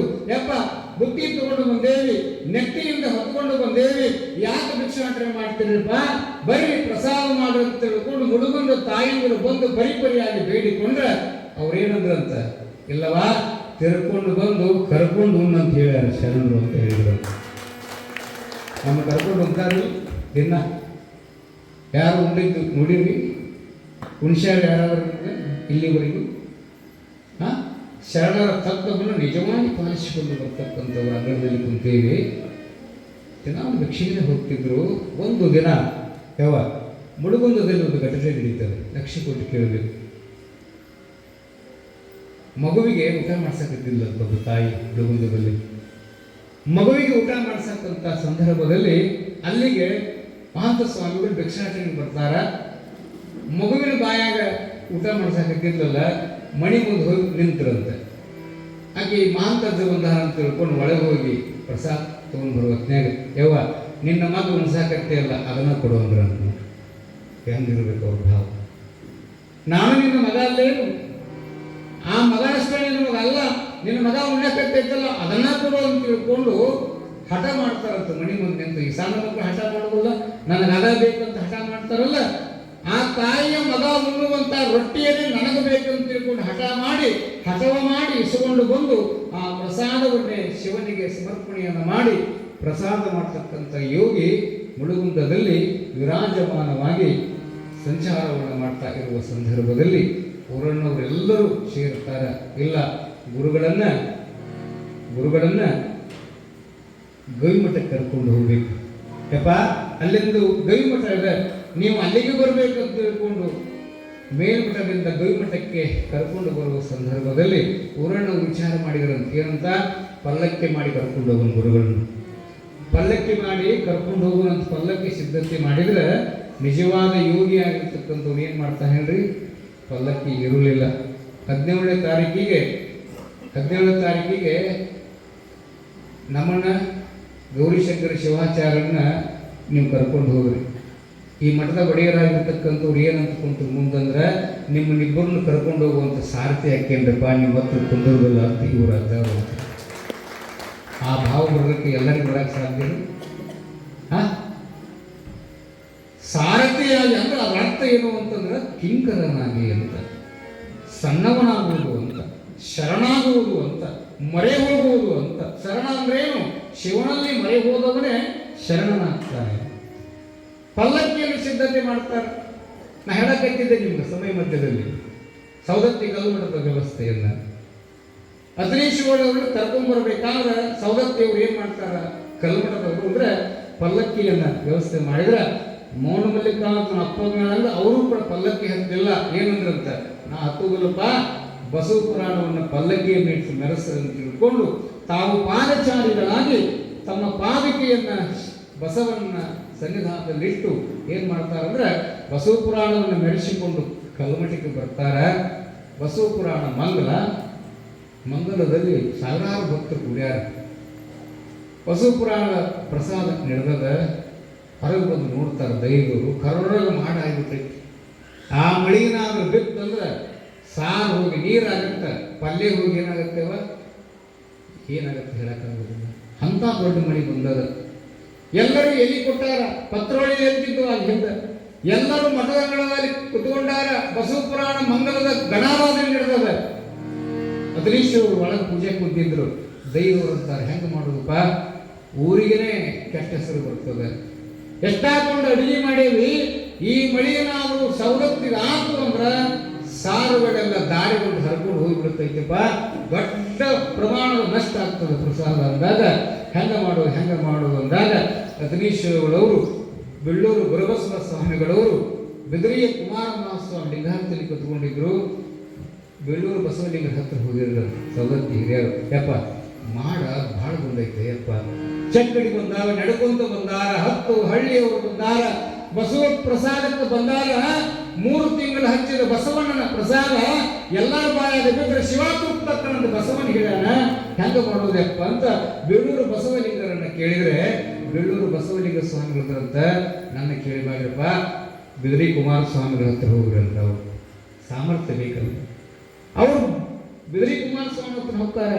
ಯಪ್ಪ ಮಳಿ ಬಂದೈತಿ, ಜನ ಊಟಕ್ಕೆ ಕುಂತಾರೆ, ಹೆಂಗೆ ಮಾಡೋದಂದ್ರೆ ನನ್ನ ಹತ್ರ ಆಗೋದಿಲ್ಲಪ್ಪ, ಒಳಗೆ ಶಿವಿಗೆ ಕುಂತಾನಲ್ಲ ಯಾರು, ಅತನೀಶ್ವರ ಹತ್ರ ಹೋಗಿ ಪಾದಕ ನಮಸ್ಕಾರ ಮಾಡ್ತಾರ. ಯಪ್ಪ ಹೊರಗೆ ಕರ್ರಗ ಮಾಡ ಕೂಡಿ ಬಂದದ.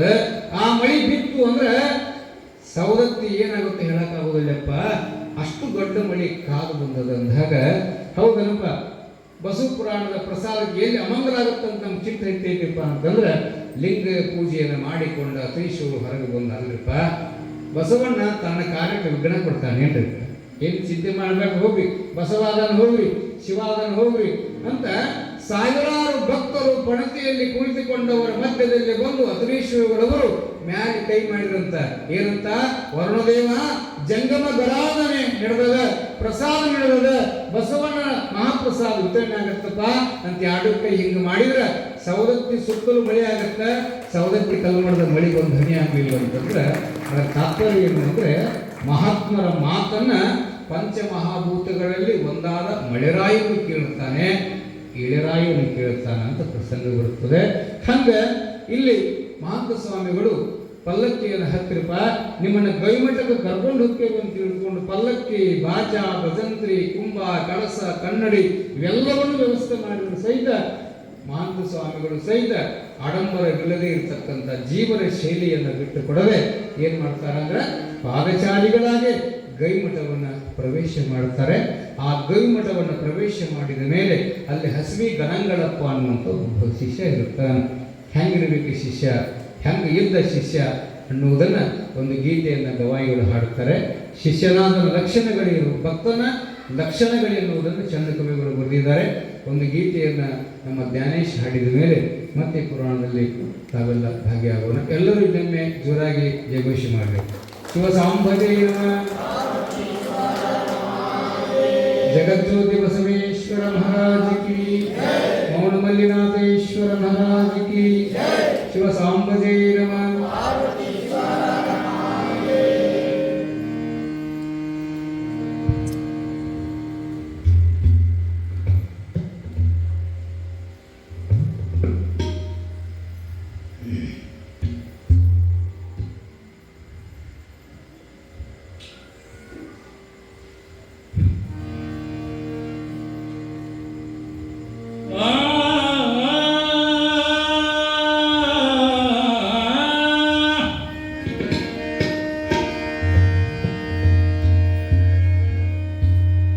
ಶಿವನೊಲಿದರೆ ಭಯವಿಲ್ಲ,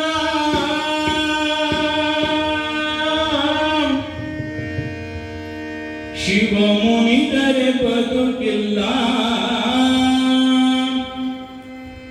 ಶಿವನಲ್ಲದೆ ಹರನು ಬಿಟ್ಟರೆ ಗತಿಯಾರೋ ನಮಗಿಲ್ಲ.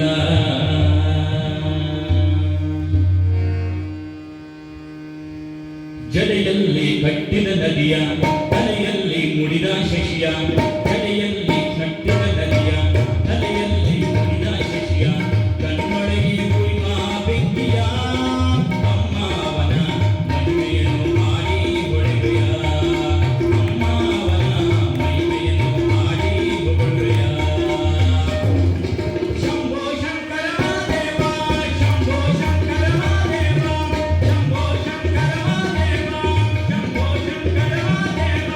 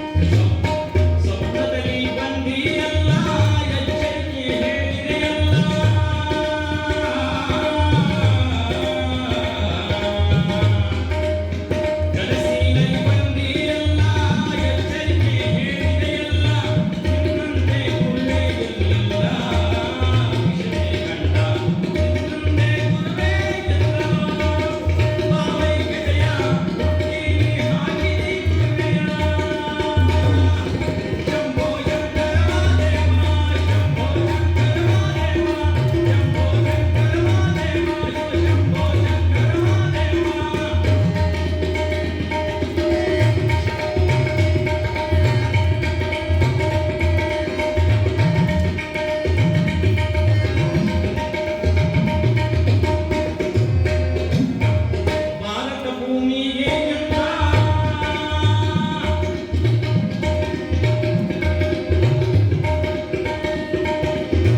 ಭಾರತ ಭೂಮಿಗೆ ಎಂದ ಯೋಗಿಗೆ ತಂದೆಯಲ್ಲ ನಮಗೆ ಎಂತ ತಾನೇ ಉಪಯೋಗಿ ಪಟ್ಟಿಯಲ್ಲ ಅವನೇ ಮೌನ ಮಲ್ಲಿಕಾರ್ಜುನಲ್ಲ ಗುರುವೇ ಲಿಂಗ ಇನ್ನಂತೆ ಯಾರೂ ಇಲ್ಲವೇ ಮೌನ ಮಲ್ಲಿಕಾರ್ಜುನನೇ ಯಾರೂ ಇಲ್ಲವೇ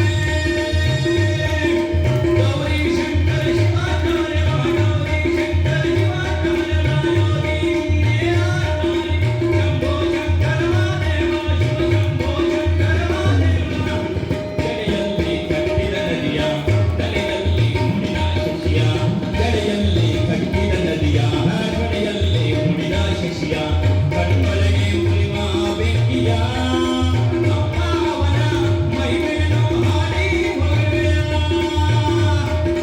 ಶಂಭೋ ಶಂಕರ ಮಹಾದೇವ ಶಿವ ಶಂಭೋ ಶಂಕರ ಮಹಾದೇವ ಶಂಭೋ ಶಂಕರ ಮಹಾದೇವ ಶಿವ ಶಂಭೋ ಶಂಕರ ಮಹಾದೇವ.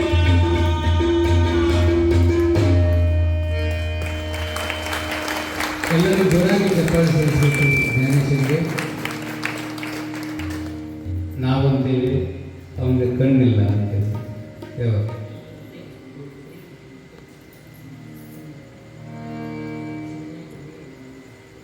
ಬಸ್ ಸ್ಟ್ಯಾಂಡಿನೊಳಗೆ ರೈಲ್ವೆ ಸ್ಟೇಷನ್ನಿನೊಳಗೆ ಭಿಕ್ಷಾಪಾತ್ರೆಯನ್ನು ಹಿಡ್ಕೊಂಡು ಭಿಕ್ಷೆಯನ್ನು ಬೇಡುವಂಥ ಪರಿಸ್ಥಿತಿ ಬರ್ತಿತ್ತು ಎಂಥವರಿಗೆ ಕಣ್ಣಿಲ್ಲದವರು. ಹಾನಗಲ್ಲ ಕುಮಾರ ಮಹಾಸ್ವಾಮಿಗಳಂತಕ್ಕಂಥವರು ಹುಟ್ಟಿ ಪಂಚಾಕ್ಷರಿ ಗವಾಯಿಗಳನ್ನು ಗದ್ದಿಗೆ ಮೇಲೆ ಕುಂದಿರಿಸಿ ಪುಟ್ಟರಾಜ ಗುರುಗಳಿಗೆ ಸಂಗೀತವನ್ನು ಕಲಿಸ್ಲಿಕ್ಕಂದ್ರೆ ಅಕ್ಷಿ ಇಲ್ಲದ ಮಕ್ಕಳಷ್ಟೇ ಅಲ್ಲ ನಮ್ಮಂಥವರು ಕೂಡ ಭಿಕ್ಷೆಯನ್ನು ಬೇಡುವಂಥ ಪರಿಸ್ಥಿತಿ ಬಂದಿತ್ತು. ಅವರ ಕೈಯೊಳಗಿನ ಭಿಕ್ಷಾ ಪಾತ್ರೆಯನ್ನು ಕಿತ್ತೆಸೆದು ಅವರ ಕೈಯೊಳಗ ಸಂಗೀತದ ಅಕ್ಷಯ ಪಾತ್ರೆಯನ್ನು ನೀಡಿದವರು ಯಾರಂದ್ರೆ ಶ್ರೀಮನ್ ನಿರಂಜನ ಪ್ರಮುಖರೂಪ ಹಾನಗಲ್ಲ ಕುಮಾರ ಮಹಾಸ್ವಾಮಿಗಳು. ಇಂಥ ಅನೇಕ ಸಂಗೀತದ ಜ್ಯೋತಿಗಳನ್ನು ಮನೆ ಮನೆಗೆ ಬೆಳಗಿದ ಕೀರ್ತಿ ನನ್ನಪ್ಪ ಹಾನಗಲ್ಲ ಗುರುಕುಮಾರನಿಗೆ ಸಲ್ಲುತ್ತದೆ. ಪುಣ್ಯಾತ್ಮರೇ, ಕುಮಾರ ಮಹಾಸ್ವಾಮಿಗಳವರ ದೊಡ್ಡ ಕ್ರಾಂತಿ ಏನು ಅಂದರೆ ಜೋಳಿಗೆ ಹಿಡಿದುಕೊಂಡೇ ಹುಟ್ಟಿದೆ ಇಂದಿಗೂ ಜೋಳಿಗೆ ತುಂಬಿಲ್ಲ. ಜೋಳಿಗೆಯದೇನು ತಪ್ಪಿಲ್ಲ. ಅರಿವಿನ ಜೋಳಿಗೆ ಹೋಗಿ ಅರಿವಿಯ ಜೋಳಿಗೆ ಬಂದಿತು. ತುಂಬುವ ಜೋಳಿಗೆ ಹೋಗಿ ತುಂಬಲಾರದ ಜೋಳಿಗೆ ಬಂದಿತು. ಆ ಜೋಳಿಗೆಯನ್ನು ಹಿಡಿದುಕೊಂಡೆ ತಿರುಗಿದೆ ದೊರೆಗಳ ಮನೆಯ ಅಂಗಳಕ್ಕೆ. ಅವರು ನೀಡಿದರು ಬೇಡುಗದ ಬೇಡಲಾರದದ. ಜೋಳಿಗೆ ತುಂಬಿದೆ ಎಂದು ಆತುರದಿಂದ ಮನೆಗೆ ಓಡಿದೆ. ಮೊದಲೇ ತೂತು ಬಿದ್ದ ಜೋಳಿಗೆ, ಮೊದಲೇ ಹರಿದ ಬಳಿಗೆ ಜೋಳಿಗೆ ಮನೆಗೆ ಬಂದು ನೋಡಿದೆ ಕಾತುರದಿ ಜೋಳಿಗೆ ತುಂಬಿದೆ ಎಂದು. ಆದರೆ ಹರಿದ ಜೋಳಿಗೆ ಸ್ವತಂತ್ರ ವೀರ ಸಿದ್ದೇಶ್ವರ ಈ ಹರಿದ ಜೋಳಿಗೆಯನ್ನು ಹೊಲಿದುಕೊಳ್ಳಲು ಶ್ರದ್ಧೆಯ ಸೂಜಿ ಸುದ್ದಿಯ ದಾರವನ್ನು ಕರುಣಿಸಯ್ಯ ಅಂತ ಕೇಳುತ್ತಾರೆ. ಎಂಥ ಜೋಳಿಗೆ ಹಿಡ್ಕೊಂಡಿದ್ರು ಕುಮಾರಸ್ವಾಮಿಗಳು ಅಂದರೆ ಇಬ್ಬರು ಅಂಧ ಮಕ್ಕಳನ್ನ ಹಾಕ್ಕೊಂತಾರೆ ಒಂದು ಜೋಳಿಗೆ.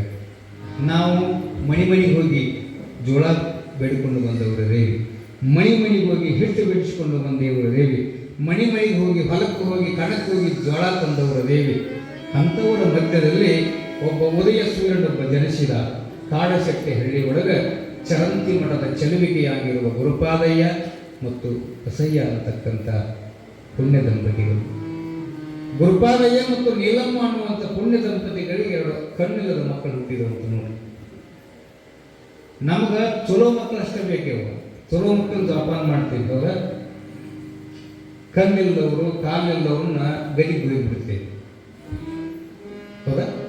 ಕಣ್ಣಿಲ್ಲದವ್ರನ್ನ ಕಾಲಿಲ್ಲದವ್ರನ್ನ ಗದಿಗೆ ಬಿಡ್ತೀವಿ. ಚಲೋ ಮಕ್ಕಳನ್ನ ನಾವಿಟ್ಟುಕೊಂತೀವಿ. ನಾವು ಕಣ್ಣಿಲ್ಲವ್ರು ಕಾಲಿಲ್ಲವ್ರು ಮಠಕ್ಕೆ ಬಿಟ್ಟಿವಂತ ಒಬ್ಬ ಪುಣ್ಯಾತ್ಮ ಕಣ್ಣಿಲ್ಲದ ಅವ್ರನ್ನ ಸಾಕಾಕತ್ಯಾನ. ಯಾರು? ಪುಟ್ಟಯ್ಯ ಅಂತ, ಪಂಚಾಕ್ಷರಿ ಅಂತ. ನಮಗೆ ಬೇಡವಾದ ಮಕ್ಕಳನ್ನ ಮಠಕ್ಕೆ ಬಿಟ್ವಿ. ನಮ್ಮ ಮಕ್ಕಳನ್ನಷ್ಟು ನಾವು ಜೋಪಾನ ಮಾಡಿಕೊಂಡು ತೆಕ್ಕಿಯಲ್ಲಿ ಹಕ್ಕಿಯಲ್ಲಿ ತಗೊಂಡ್ವಿ. ಜಗತ್ತಿನ ಸಮಾಜದ ಮಕ್ಕಳನ್ನು ನನ್ನ ಮಕ್ಕಳಂತ ಕರ್ಕೊಂಡು ಉಂಡು ಭಿಕ್ಷೆ ಬೇಡಿ ಹಾನಗಲ್ಲ ಕುಮಾರಸ್ವಾಮಿಗಳವರ ಶಿವಸಂಕಲ್ಪದ ಶಿಶುವಾಗಿರುವಂಥ ಪಂಚಾಕ್ಷರಿ ಗುರುಗಳು, ಪುಟ್ಟರಾಜ ಗುರುಗಳು ಎರಡೂ ಕಣ್ಣಿಲ್ಲದವರು. ಚರಂತಿ ಮಠದ ನೀಲಮ್ಮನ ಮನೆಗೆ ಹೋಗ್ತಾರ. ಎಲ್ಲರೂ ನೀಡಿದ್ರು ಅಂತ ಕಾಡಶೆಟ್ಟಿ ಹೇಳ್ಯಾಗ. ಹಾಣಗಲ್ ಕುಮಾರದವರು ಶಿವಯೋಗ ಮಂದಿರದ ಉತ್ತರೋತ್ತರ ಅಭಿವೃದ್ಧಿಗೆ ಭಿಕ್ಷೆ ಬಂದಿದ್ರಂತ ಅಜ್ಜವರು. ಹಾವೇರಿ ಜಿಲ್ಲೆ ಕಾಡಶೆಟ್ಟಿ ಹೇಳಿ ಅವಾಗ ಎಲ್ಲರೂ ನೀಡಿದ್ರು, ಜ್ವಾಳ ತಂದು ನೀಡಿದ್ರು, ರೊಕ್ಕ ತಂದು ನೀಡಿದ್ರು. ಕುಮಾರದವ್ರು ಅಂದ್ರಂತ ಎಲ್ಲರೂ ನೀಡ್ಯಾರಪ್ಪ ಈ ಊರಾಗ, ಬುದ್ಧಿ ಎಲ್ಲರೂ ನೀಡ್ಯಾರ್ರಿ, ಒಬ್ಬರು ನೀಡಿಲ್ರಪ್ಪ ನಿಮ್ಮ ಊರಾಗ ಅಂದ್ರು. ಹೆಂಗೆ ಗೊತ್ತಾಗಿದ್ರು? ಮನೆಯಾಗಿದ್ದವ್ರು ತಪ್ಪಿಸ್ಕೊಂಡವ್ರು ನೀಡುದು ಹತ್ತಿರ್ತದೆ. ಈ ಮನೆ ಈ ಊರಾಗ ಒಬ್ಬರು ನೀಡಿಲ್ ನೋಡಪ್ಪ ಅಂದ್ರಂತ. ಯಪ್ಪ ಎಲ್ಲರೂ ನೀಡ್ಯಾರ್ರಿ ಅಂದಾಗ, ನೋಡು ಈ ಊರಾಗಿನ ಒಬ್ಬ ಜಂಗಮ ನೀಡಿಲ್ ಕರ್ಕೊಂಬರ್ರಿ ಅಂದ್ರು. ಯಾರು ನೀಡಿಲ್ಲ? ಓಹೋ ಗುರುಪಾದ ಇದು ಬುದ್ಧಿ, ಅವ್ರು ಭಾಳ ಬಡವದಾನ್ರಿಪ್ಪ, ಅವ್ರ ಮನ್ಯಾಗ ಒಂದು ಒಡಕ ಜ್ವಾಳ ಇಲ್ಲಪ್ಪ, ಅವ್ರ ಪರವಾಗಿ ನಮ್ಮ ಗೌಡ್ರು ಜ್ವಾಳ ಕೊಡ್ತಾರ್ರಿ, ತೊಗೊಂಡು ಹೋಗ್ರಿಪ್ಪ ಅಂದ್ರೆ, ನಿಮ್ಮ ಜ್ವಾಳ ಬೇಡಪ್ಪ ನನಗೆ, ಅವ್ರ ಮನೆಗೆ 2 ರತ್ನ ಅದಾವ ಅಂದ್ರಂತ. ಇಲ್ಲೇ ಕೂತ್ಕೊಂಡಾರ.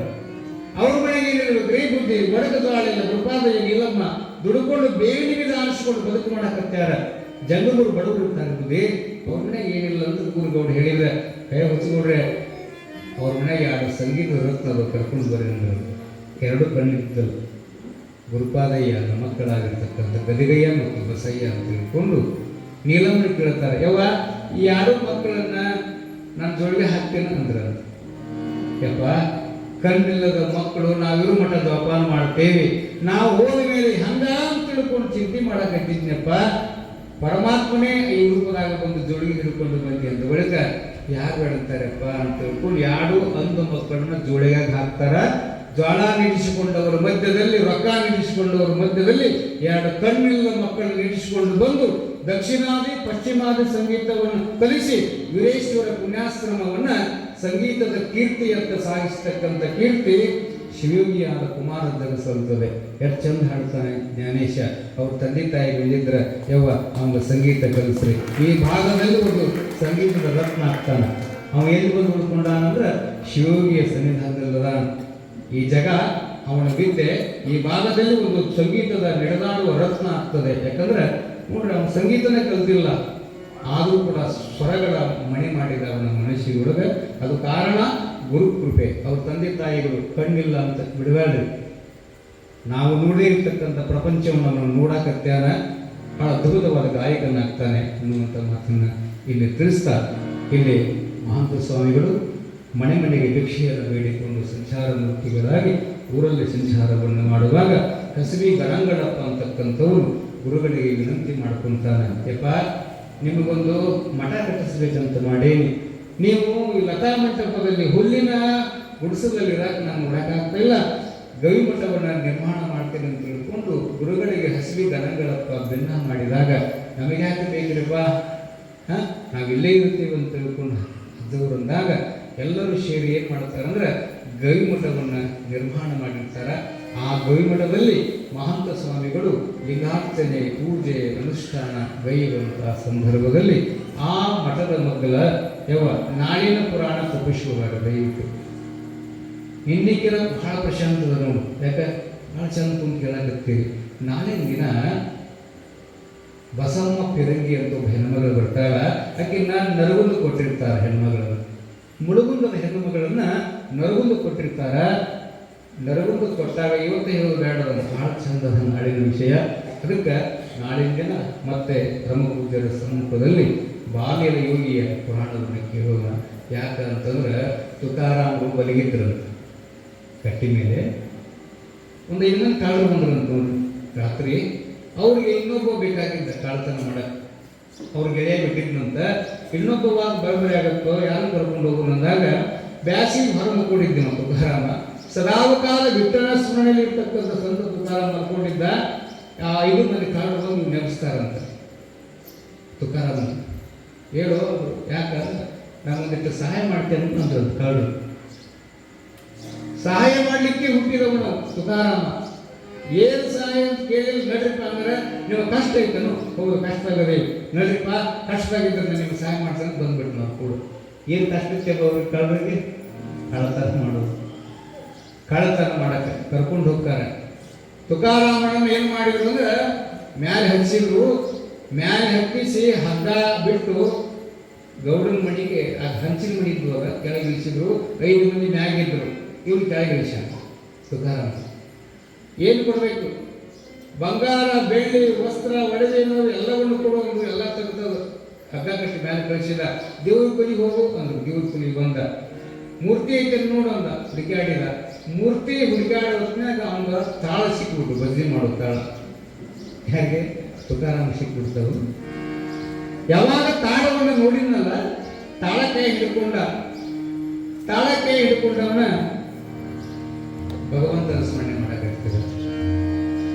ಏನಂತ?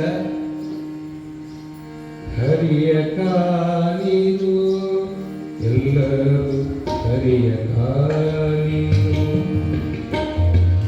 ಹರಿಯ ಕಾಣಿದು ಎಲ್ಲರೂ ಹರಿಯ ಕಾಣಿದು. ಭಾವ ದುಃಖವ ದೂರ ಮಾಡುವ, ಭಾವ ದುಃಖವ ದೂರ ಮಾಡುವ ಹರಿಯ ಕಾಣಿದು ಎಲ್ಲರೂ ಹರಿಯ ಕಾಣಿದು. ನೀವು ಭಜನೆ ಮಾಡಬೇಕು. ಯಾವಾಗ ಹಾಡಕತ್ತಿಲ್ಲ ಭಜನೆ ಸಪ್ಪ ಹಾಕು ಸುಮ್ಮಿಡ್ತಾರೆ, ಮಕ್ಕೊಂಡ್ರು. ದೇವ್ರ ಕೊನೆಗೆ ಸಫಲ ಆಗತ್ತಲ್ಲ ಅಂತ ಬಂದರು. ಕದಾ ತರದು ನುಡಿದ ಸಂತ ತುಕಾರಾಮ ಕೈಯಾಗ ತಾಳ ಹಿಡ್ಕೊಂಡು ವಿಠ್ಠಲ ಸ್ಮರಣೆಯನ್ನು ಮಾಡ್ತಾ ಇದ್ದ. ಆ ಮಣಿ ಯಜಮಾನಂತ, ಯಪ್ಪ ಕಾಯಿ ಕೊಟ್ಟರೆ ಬರಾಮಲ್ಲ, ನೀನ ಬಂದಿ ಅಂದ್ರೆ ನಾನು ಪುಣ್ಯ ಅಂತ. ನಾವೆದು ಬಂದಿದ್ದೇವ? ಕಳ್ಳನಿಗೆ ಸಹಾಯ ಮಾಡಕ್ಕೆ ಬಂದಾನ. ಕಳ್ಳನಿಗೆ ಸಹಾಯ ಮಾಡಕ್ಕೆ ಬಂದಾನ ತುಕಾರಾಮ. ಯಪ್ಪ ಕಾಯಿ ಕೊಟ್ಟರೆ ಬರುವುದಿಲ್ಲ, ಮಣಿಗೆ ಬಾ ಅಂದ್ರೆ ಬರುವುದಿಲ್ಲ. ಮಧ್ಯರಾತ್ರಿ ಒಳಗೆ ದೇವರ ಕೋಣೆಯೊಳಗೆ ಪ್ರತ್ಯಕ್ಷ ಆಗಿ ಅಂದ ಬಳಿಕ ನಾನೇ ಪುಣ್ಯವ ಅಂತ ಮಲಗಿದ ಹೆಂಡತಿ ಎಬ್ಸಿದ. ಸ್ನಾನ ಮಾಡಿ ಮಡಿಯಿಂದ, ಯಪ್ಪ ನೀನು ಪಾದ ಪೂಜೆ ಮಾಡ್ಕೊಂತೇವೆ ಬಾರ ಅಂತ ಊರು ಗೌಡ ಆ ಮಣಿ ಗೌಡನ ಕಟ್ಟಿದ್ರ. ನನ್ನ ಪೂಜೆ ಮಾಡ್ಕೊಳ್ಳೋಕ್ಕಿಂತ ನನಗಿನ್ನ ದೊಡ್ಡವ್ರು 5 ಮಂದಿ ಮ್ಯಾಗದಾರಪ್ಪ, ಅವ್ರು ಮಾಡ್ಕೊಂಡು ನಾನು ಯಾಕೆ ಅವನ್ ಕರ್ಕೊಂಡು ಅಂದ್ರೆ ಭಾವಿಂದ ನೋಡ್ರಿ ಅಂತ. ನಿನಗಿನ ದೊಡ್ಡವರು ಅದಾರ, ನೀನ ದೊಡ್ಡವರು ಅಂತ ಮಾಡಿದ್ವಿ, ನಿನಗಿನ ದೊಡ್ಡವ್ರು ಇಲ್ಲದಾರ, ಅಲ್ಲೋರು ಮ್ಯಾಗ ಕಾಣಕತ್ತಾರ. ಆ ಕಾಡ್ರಂದ್ರು ಕೊಂದಪ್ಪ ನಮ್ಮ ತುಕಾರಾಮ ಅಂದ್ರು. ಕೆಳಗೆ ಬರ್ರಿಪ್ಪ, ತುಕಾರಾಮನ ಜೊತೆ ಬಂದಿರೋದ ನೀವು ಭಗವಂತನ ಸ್ವರೂಪದಿರಿಪ್ಪ, ಕೆಳಗೆ ಬರ್ರಿ ಅಂತ ತಿಳ್ಕೊಂಡು ತುಕಾರಾಮ ಏನ್ ಮಾಡ್ತಾನಂದ್ರ ಕುರ್ಚಿ ಮೇಲೆ ತಾನು ಕುಂದಿರ್ಲಿಲ್ಲ. ನನ್ನ ಪಾದ ಪೂಜೆ ಬೇಡಪ್ಪ, ನನ್ನನ್ನು ಕರ್ಕೊಂಡು ಬಂದಿರ್ತಕ್ಕಂಥ ದೊಡ್ಡವರು ಇಲ್ಲದಾರ, ಇವ್ರ ಪಾದ ಪೂಜೆ ಮಾಡ್ತಾರೆ ಅಂತ ಕಳ್ಳರ ಪಾದ ಪೂಜೆಯನ್ನು ಭಕ್ತರಿಂದ ಮಾಡಿಸಿದವನು ಸಂತ ತುಕಾರಾಮ. ಕಳ್ಳರ ಮನಸ್ಥಿತಿ ಏನಾಗಿರೋದು ವಿಚಾರ ಮಾಡಿರುವ. ಅಂದಿನಿಂದಲೇ ಸಂತರ ಸಂಘದಲ್ಲಿ ಭಾಗಿಯಾಗ್ತಾರೆ ಕಳ್ಳರಪ್ಪ. ನಾವು ಕಾಣದೇ ಇರುವಂಥ ಪ್ರಪಂಚವನ್ನು ತೋರಿಸಿದೀಪ. ಕಳ್ಳತನ, ಸುಳ್ಳುತನ ಹೇಳುವುದೇ ಜೀವನ ಅಂತ ಮಾಡಿದ್ವಿ. ನಮ್ಮಂತ ಕಳ್ಳರನ್ನು ಪಾದ ಪೂಜೆ ಮಾಡಿಸಿ ನಮ್ಮನ್ನು ಭವದತ್ತ ಮುಖ ಮಾಡದೆ ಭಕ್ತಿಯತ್ತ ಮುಖ ಮಾಡಿದೀಪ ಅಂತ ತಿಳ್ಕೊಂಡು ಕಳ್ಳರು ಅವನಿಂದ ಮುಂದೆ ಸಂತರಾಗ್ತಾರೆ ಅಂತ ಒಂದು ಪ್ರಸಂಗ ಬರ್ತದೆ. ನಮ್ಮಲ್ಲಿರುವಂಥ ಅರಿಷಡ್ ವರ್ಗಗಳನ್ನು, ಕಾಮ, ಕ್ರೋಧ, ಮೋಹ, ಮದ, ಮತ್ಸರ ಅಂತಕ್ಕಂಥ ಅರಿಷಡ್ ವರ್ಗವನ್ನು ನಾಶ ಮಾಡುವಂಥ ಭೂಮಿ, ಕ್ಷೇತ್ರ, ವೇದಿಕೆ ಯಾವುದಂದ್ರೆ ಇಂಥ ಮಹಾತ್ಮರ ಸತ್ಸಂಗದಲ್ಲಿ ಇರುವುದರಿಂದ ನಮಗೆ ಬರುವಂಥ ದುಷ್ಟ ಶಕ್ತಿಗಳು ದೂರ ಆಗ್ತದಂತೆ ಪುಣ್ಯಾತ್ಮರು. ಯಾಕೆ ಇಲ್ಲಿ ಇಲ್ಲಿ ಕುಂತೇವಂದ್ರೆ ನಮಗೆ ಬರುವಂಥ ದುಃಖಗಳು ದೂರ ಮಾಡುವ ಶಕ್ತಿ ಮಹಾತ್ಮರ ಚರಿತ್ರೆಗೆ, ಮಹಾತ್ಮರ ದರ್ಶನಕ್ಕೆ ಇರುವುದರಿಂದ ಅಂತ ಪೂಜ್ಯಪಾದರಾದ ಮುಡುಗುಂದದ ಬಾಲ್ಯದ ಮಹಂತ ಸ್ವಾಮಿಗಳಿಗೆ ನಾಳೆಗೆ ಪಿರಂಗಿ ಬಸಮ್ಮ ಅಂತಕ್ಕಂಥವರು ತಾಯಿ ಅಕ್ಕಾರ, ಮಹಾಂತರು ಶಿಶು ಅಕ್ಕಾರ. ಏನು ನಡೀತು ನಾಡಿನ ಪುರಾಣದಲ್ಲಿ ಅನ್ನುವಂಥ ವಿಚಾರವನ್ನ ನಾವು ನಾಳೆನೇ ಈ ಅಂಗಡದಲ್ಲಿ ಕೇಳೋಣ ಅನ್ನುವಂಥ ಮಾತನ್ನ ಇಲ್ಲಿ ಮತ್ತೊಮ್ಮೆ ನಿಮಗೆಲ್ಲ ತಿಳಿಸ್ತಾ ಮುಂದಿನ ಕಾರ್ಯವನ್ನು ನಮ್ಮ ಮಂಜುರಾಶಿಯವರು ತಿಳಿಸಿಕೊಡ್ತಾರೆ. ಎಲ್ಲರೂ ಜೋರಾಗಿ ಜಯಘೋಷ ಮಾಡಿ. ಶಿವ ಸಾಂಪ್ರದಾಯ ನಮಃ. ಜಗಜ್ಯೋತಿ ಬಸವೇಶ್ವರ ಮಹಾರಾಜ ಕಿ ಯಡಿಯೂರು ಸಿದ್ಧಲಿಂಗೇಶ್ವರ ಮಹಾರಾಜ ಕಿ, ಗೌರೀಶಂಕರ ಶಿವಾಚಾರ್ಯ ಮಹಾರಾಜ ಕಿ, ರಾಲೀಲ ಮಹಂತ ಯೋಗಿ ವರೆಣ್ಯರ ಮಹಾರಾಜ ಕಿ, ಮೋಹನ ಮಲ್ಲಿನಾಥೇಶ್ವರ ಮಹಾರಾಜ ಕಿ. ಶಿವ ಸಾಂಬಜಯ ನಮಃ.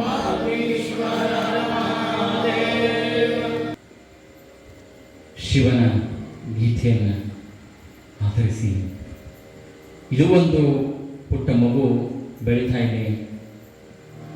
ಇಂಥ ಒಂದು ಸನ್ನಿಧಾನದಲ್ಲಿ ನಾನು ಬೆಳೀತಾ ಇದ್ದೀನಿ ಅಂತ ಹೇಳೋದಕ್ಕೆ ನನಗೂ ಕೂಡ ತುಂಬಾ ಹೆಮ್ಮೆ ಆಗ್ತದೆ, ಬಹಳಷ್ಟು ಖುಷಿ ಆಗ್ತದೆ. ಈ ಅಲ್ಪನ ಕಲೆಯನ್ನು ಮೆಚ್ಚಿ ಪೂಜ್ಯ ಗುರುಜಿಯವರು ಒಂದು 1000 ರೂಪಾಯಿ ಕಲಾಕಾಣಿಕೆಯನ್ನು ನೀಡುತ್ತಾರೆ.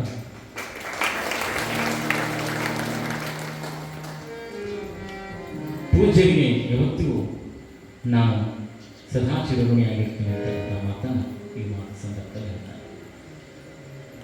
ಜ್ಞಾನೇಶ್ವರಿಗೆ ಗುರುಗಳ ಆಶೀರ್ವಾದ ಸದಾವಕಾರದಲ್ಲಿ ಪ್ರಾರ್ಥನೆಗೆ ಮಾಂತರ ಪುರಾಣವನ್ನು ನಾವೆಲ್ಲರೂ ಎರಡು ನುಡಿಯನ್ನು ಕೇಳೋಣ.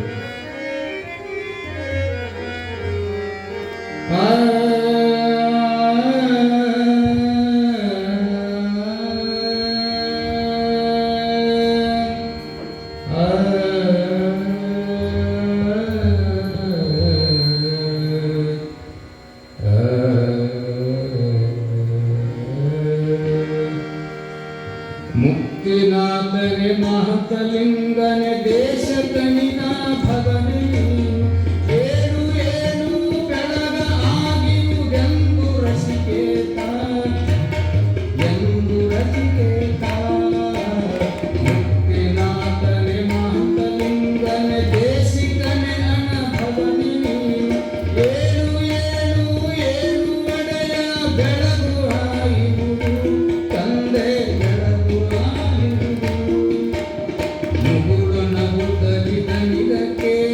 ತಾಯಿ ಓಡಿ ಓಡಿ ಬಂದು ಬದಲೆತ್ತು ಮುಕ್ತನಿಕ್ಕಿ ಕಂಬನಿಯ ಕರೆದು ತಾಯಿ ಕಂಬನಿಯ ಕರೆದು ಏನು ಮಗು ಶಿಶುಮಾಂತನೇನು ಕೇಳದೇನ ಜಗದ ನೇಮ ಅಪ್ಪ ಬಂದನು ಬಸವ ಬಂದನು ಎಂದು ನೋಡುತ್ತಲೇ ತಾಯಿ ಬಸವ ಭೂಷಣಗೆ ನಗೆಯ ಮೂಡಿತು ಹರಿಯ ಚಂದ್ರ ಭಾಸ್ಕರನದ ಕಿರಣ ತೇದು ಏನು ಹೇಳಲಿ ಮಾಂತ ಯೋಗಿಯ ರೂಪವನ್ನು ನಾನು ತಾಯಿ ರೂಪವನ್ನು ನಾನು ಬಗೆಯ ಬಗೆಯ ಬಣ್ಣ ಬಣ್ಣ ಕುಂಚಿಗೆಯನ್ನು ನಾನು ಬಿಸಿ ನಡೆಸಿ ಏಳು ಕಂದನೆ ಕವಿಯ ಕತ್ತಲೆ ನಿನ್ನಿಂದ ಬರೆದು ನೀಲ ಕಂಠಲೇ ಪಾರ್ವತೀಶ್ವರರ ಮಹಾದೇವ. 15ನೆಯ ಸೂಚನೆ ಸಂಧಿಯನ್ನು ಚನ್ನಕವಿಗಳು ಗುರುಕಾಲಕ್ಕೆ ಸಮರ್ಪಣೆ ಮಾಡಿದ್ದಾರೆ. ಯಾರು ಈ ಪುರಾಣವನ್ನು ಕೇಳುತ್ತಾರೆಯೋ, ಯಾರು ಈ ಪುರಾಣವನ್ನು ಹಚ್ಚಿದ್ದಾರೆಯೋ, ಯಾರು ಈ ಪುರಾಣವನ್ನು ಹೇಳುತ್ತಾರೆಯೋ ಅವರಿಗೆ ಸಕಲ ಭೋಗ ಭಾಗ್ಯಗಳನ್ನು ದೊರೆಯಲಿ ಅಂತ ತಿಳ್ಕೊಂಡು ಚನ್ನಕವಿಗಳು ಮಂಗಲದ ಅಂಗಳದಲ್ಲಿರುವ ನಮ್ಮೆಲ್ಲರನ್ನ ತಮ್ಮ ನುಡಿಗಳ ನೈವೇದ್ಯಗಳ ಮೂಲಕವಾಗಿ ಶಬ್ದ ಸಂಪತ್ತನ್ನೇ ತಮ್ಮ ಮಸ್ತಕದ ಮೇಲೆ ಹೊತ್ತಿರುವ ಶ್ರೀಮಂತ ಕವಿ ಶ್ರೀಮಂತ ಇರಲಿಲ್ಲ, ಅವರಿಗೆ ಲಕ್ಷ್ಮಿ ಇರಲಿಲ್ಲವ, ಆದರೆ ಸರಸ್ವತಿ ಇದ್ದಂತೆ. ಸರಸ್ವತಿಯಿಂದ ಲಕ್ಷ್ಮಿ ಬರತಾಳ, ಆದ್ದರಿಂದ ಸರಸ್ವತಿಯ ಮಾನಸ ಪುತ್ರ ಶಬ್ದಗಳ ಕೋಶವನ್ನೇ ಮಸ್ತಕದ ಮೇಲೆ ಹೊತ್ತಿರುವ ಚನ್ನಕವಿಗಳು 15ನೇ ಸಂಧಿಯನ್ನು ಬಸವರಾಜರ ಪಾದಕ್ಕೆ ಸಮರ್ಪಣೆಯನ್ನು ಮಾಡುತ್ತಾರೆ. ಮುಂದಿನ ಕಾರ್ಯವನ್ನು ನಾವು ವಿಷಯವನ್ನು ಇಲ್ಲಿಯವರೆಗೆ ನಮ್ಮನ್ನೆಲ್ಲರಿಗೆ ಪುರಾಣ ಪ್ರವಚನದ ಸುದ್ದಿಯನ್ನು ನೀಡಿರ್ತಕ್ಕಂತಹ ಪೂಜ್ಯ ಶ್ರೀ ವೀರೇಶ ಶಾಸ್ತ್ರಿಜಿಯವರಲ್ಲಿ ನಂತ ಕೃತಜ್ಞತಾಪೂರ್ವಕ ಶರಣಾರ್ಥಿಗಳನ್ನು ಸಲ್ಲಿಸ್ತಾ ಇದ್ದಾರೆ. ನಮಗೆ ಬಹಳಷ್ಟು ಮಾರ್ಮಿಕವಾಗಿರ್ತಕ್ಕಂತಹ ವಿಷಯಗಳನ್ನು ತಿಳಿಪಡಿಸಿದ್ದಾರೆ. ಆ ಒಂದು ಬಾಲಲೀಲಾ ಮಹಾಂತ ಶಿವಯೋಗ ಲೀಲೆ ಅನಂತ ರೀತಿಯೊಳಗೆ ನಮಗೆಲ್ಲ ತಿಳಿಪಡಿಸ್ತಾ ಒಂದು ಮಾತನ್ನು ಹೇಳಿದ್ರೆ ಏನು ಅಂದ್ರೆ, ಅತನಿ ಶಿವಯೋಗಿಗಳವರು ನಡೆದಿರ್ತಕ್ಕಂತಹ ಅನ್ನ ಪ್ರಸಾದದಲ್ಲಿ ಅವರು ಯಾವ ರೀತಿಯಾಗಿರತಕ್ಕಂತಹ ಕೊನೆಯ ಕಾರ್ಯಕ್ರಮದಲ್ಲಿ ಮಳೆರಾಯ ಬಲದಂಗೆ ತಡೆದಿರುವಂತಕ್ಕಂತಹದ್ದನ್ನು ಹೇಳಿದರು. ಅದನ್ನು ಕೇಳಿದಾಗ ಬಣ್ಣದೊಂದು ಘಟನೆ ನೆನಪಾ ಏನು ಅಂದ್ರೆ, ಇಲ್ಲೇ ಬೇಕರಿ ಗ್ರಾಮದವರು ಒಳ್ಳೆಯ ರೈತ ಕಲ್ಲಂಗಡಿ ಬೆಳೆದ ನಾವು ವರ್ಷ 4 ಎಕರೆ ಕಲ್ಲಂಗಡಿ ಹಾಕ್ಯಾರ. ಒಟ್ಟ ನಮ್ಮ ಬೆಳೆ ಕೈಗೆ ಹತ್ತದಪ್ಪ, ವರ್ಷ ಲಕ್ಷಣ ಹಾಕೈತಿ ಅಂತ ಹೇಳಿ ಅದಕ್ಕೆ ಪ್ರಥಮ ಬಾರಿ ಬಂದಿದ್ದ. ಅದಕ್ಕೆ ಈ ಸಲ ಕಲ್ಲಂಗಡಿ ಹಾಕಿ ನಾವು ಎಲ್ಲ ಕಡೆ ಮಳೆ ಭಾಳ ಬೀಳತೈತಿ, ಕಲ್ಲಂಗಡಿ ಮಳೆ ಬಿತ್ತು ಅಂದ್ರೆ ನನ್ನ ಬೆಳೆ ಉಳಿಯಂಗಿಲ್ಲಪ್ಪ ಅಂತಂದ. ಅವಾಗ ಅಜ್ಜಾರು ಅವರು ಪಾದಕ್ಕೆ ಕೊಟ್ಟು ಕಳಿಸೋರು, ಹೋಗಿ ಇದನ್ನು ನಿನ್ನ ಹೊಲ ಸುತ್ತರಿಗೆ ಹಾಕಿ ಹೋಗ್ತೀವಿ. ಯಾವಾಗ ಅದನ್ನು ಹಾಕಿದಲ್ಲ ಅವ ಗಂಡು ಬಂದಾಗ ಹೇಳ್ದ, ಒಂದು ಸಲ ಅಣಕಲ್ ಮಳೆ ಬಂತಂತ್ರಿ ಜೋರು. ಆ ಕಡೆಯಿಂದ ಬಂತಲ್ಲ, ಇವನು ಹೊಲಕ್ಕೆ 500 ಫೂಟ್ ನೀವು ಅಷ್ಟೇ ಬಿದ್ದದ್ದು ಮಳೆ. ಅಣಕಲ್ ಬದತ್ತಿ ಇವನು ಹೊಲಕ್ಕೆ ಮಳೆ ಬಿದ್ದಿಲ್ಲ. ಹೀಗೆ 3 ಸಲ ಮಳೆ ಆ 500 ಫೂಟ್ ಬರೋದು ಅಲ್ಲೇ ಬರೋದು ಮತ್ತೆ ಹೋಗೋದು. ಈಗ 3 ಸಲ ಮಾಡಿ ಈ ಸಲ ಏನು ಅಂತಂದ್ರೆ ಇದೇ ಸಲ ಬೆಲೆ ಕೈಗಿರ್ತೈತಪ್ಪ. ಈ ಸಲ 4 ಎಕರೆ ಕಲ್ಲಂಗಡಿ ಒಳಗೆ 3 ಲಕ್ಷ ರೂಪಾಯಿ ಕಲ್ಲಂಗಡಿ ಆಗೈತಿ ಅಂತ ಅದರೊಳಗೆ ಬದ್ನಿಕಾಯಿ ಹಾಕಿ 3-4 ಥರ ಮಾಡ್ಯಾನ. ಆ ರೀತಿ ಒಳಗೆ ಬಂದು ಮಾಡಿ ಹೇಳಿದ್ರು 3 ಸಲ ಬಂದದ್ದು ಅಣಕಲ್ ಮಳೆ 500 ಫೂಟ್ ಬಂದದ್ದು ಹೊಳೆ ಹೊತ್ತು ಅರ್ಜೆಂಟ್ ಅಳೋದಕ್ಕೆ ಹಂಗಂತಿದ್ದ ಅಂತ ಹೇಳಿದರು. ಹೀಗೆ ನಾವೇನು ಅಂತಂದ್ರೆ ಭಗವಂತನ ಮೇಲೆ ವಿಶ್ವಾಸ ಇಟ್ಟು ಅಂದರೆ ವಿಶ್ವಾಸೋ ಫಲದಾಯಕ ಅಂತ ಹೇಳಿ, ಆ ವಿಶ್ವಾಸ ಅಂತಕ್ಕಂತಹದ್ದು ಇತ್ತು ಅಂದರೆ ಆ ಭಗವಂತ ಯಾವಾಗಲೂ ನಮ್ಮನ್ನು ಕಾಯ್ತಾನೆ ಅಂತಕ್ಕಂತಹ ಮಾತನ್ನು ಹೇಳ್ತಾ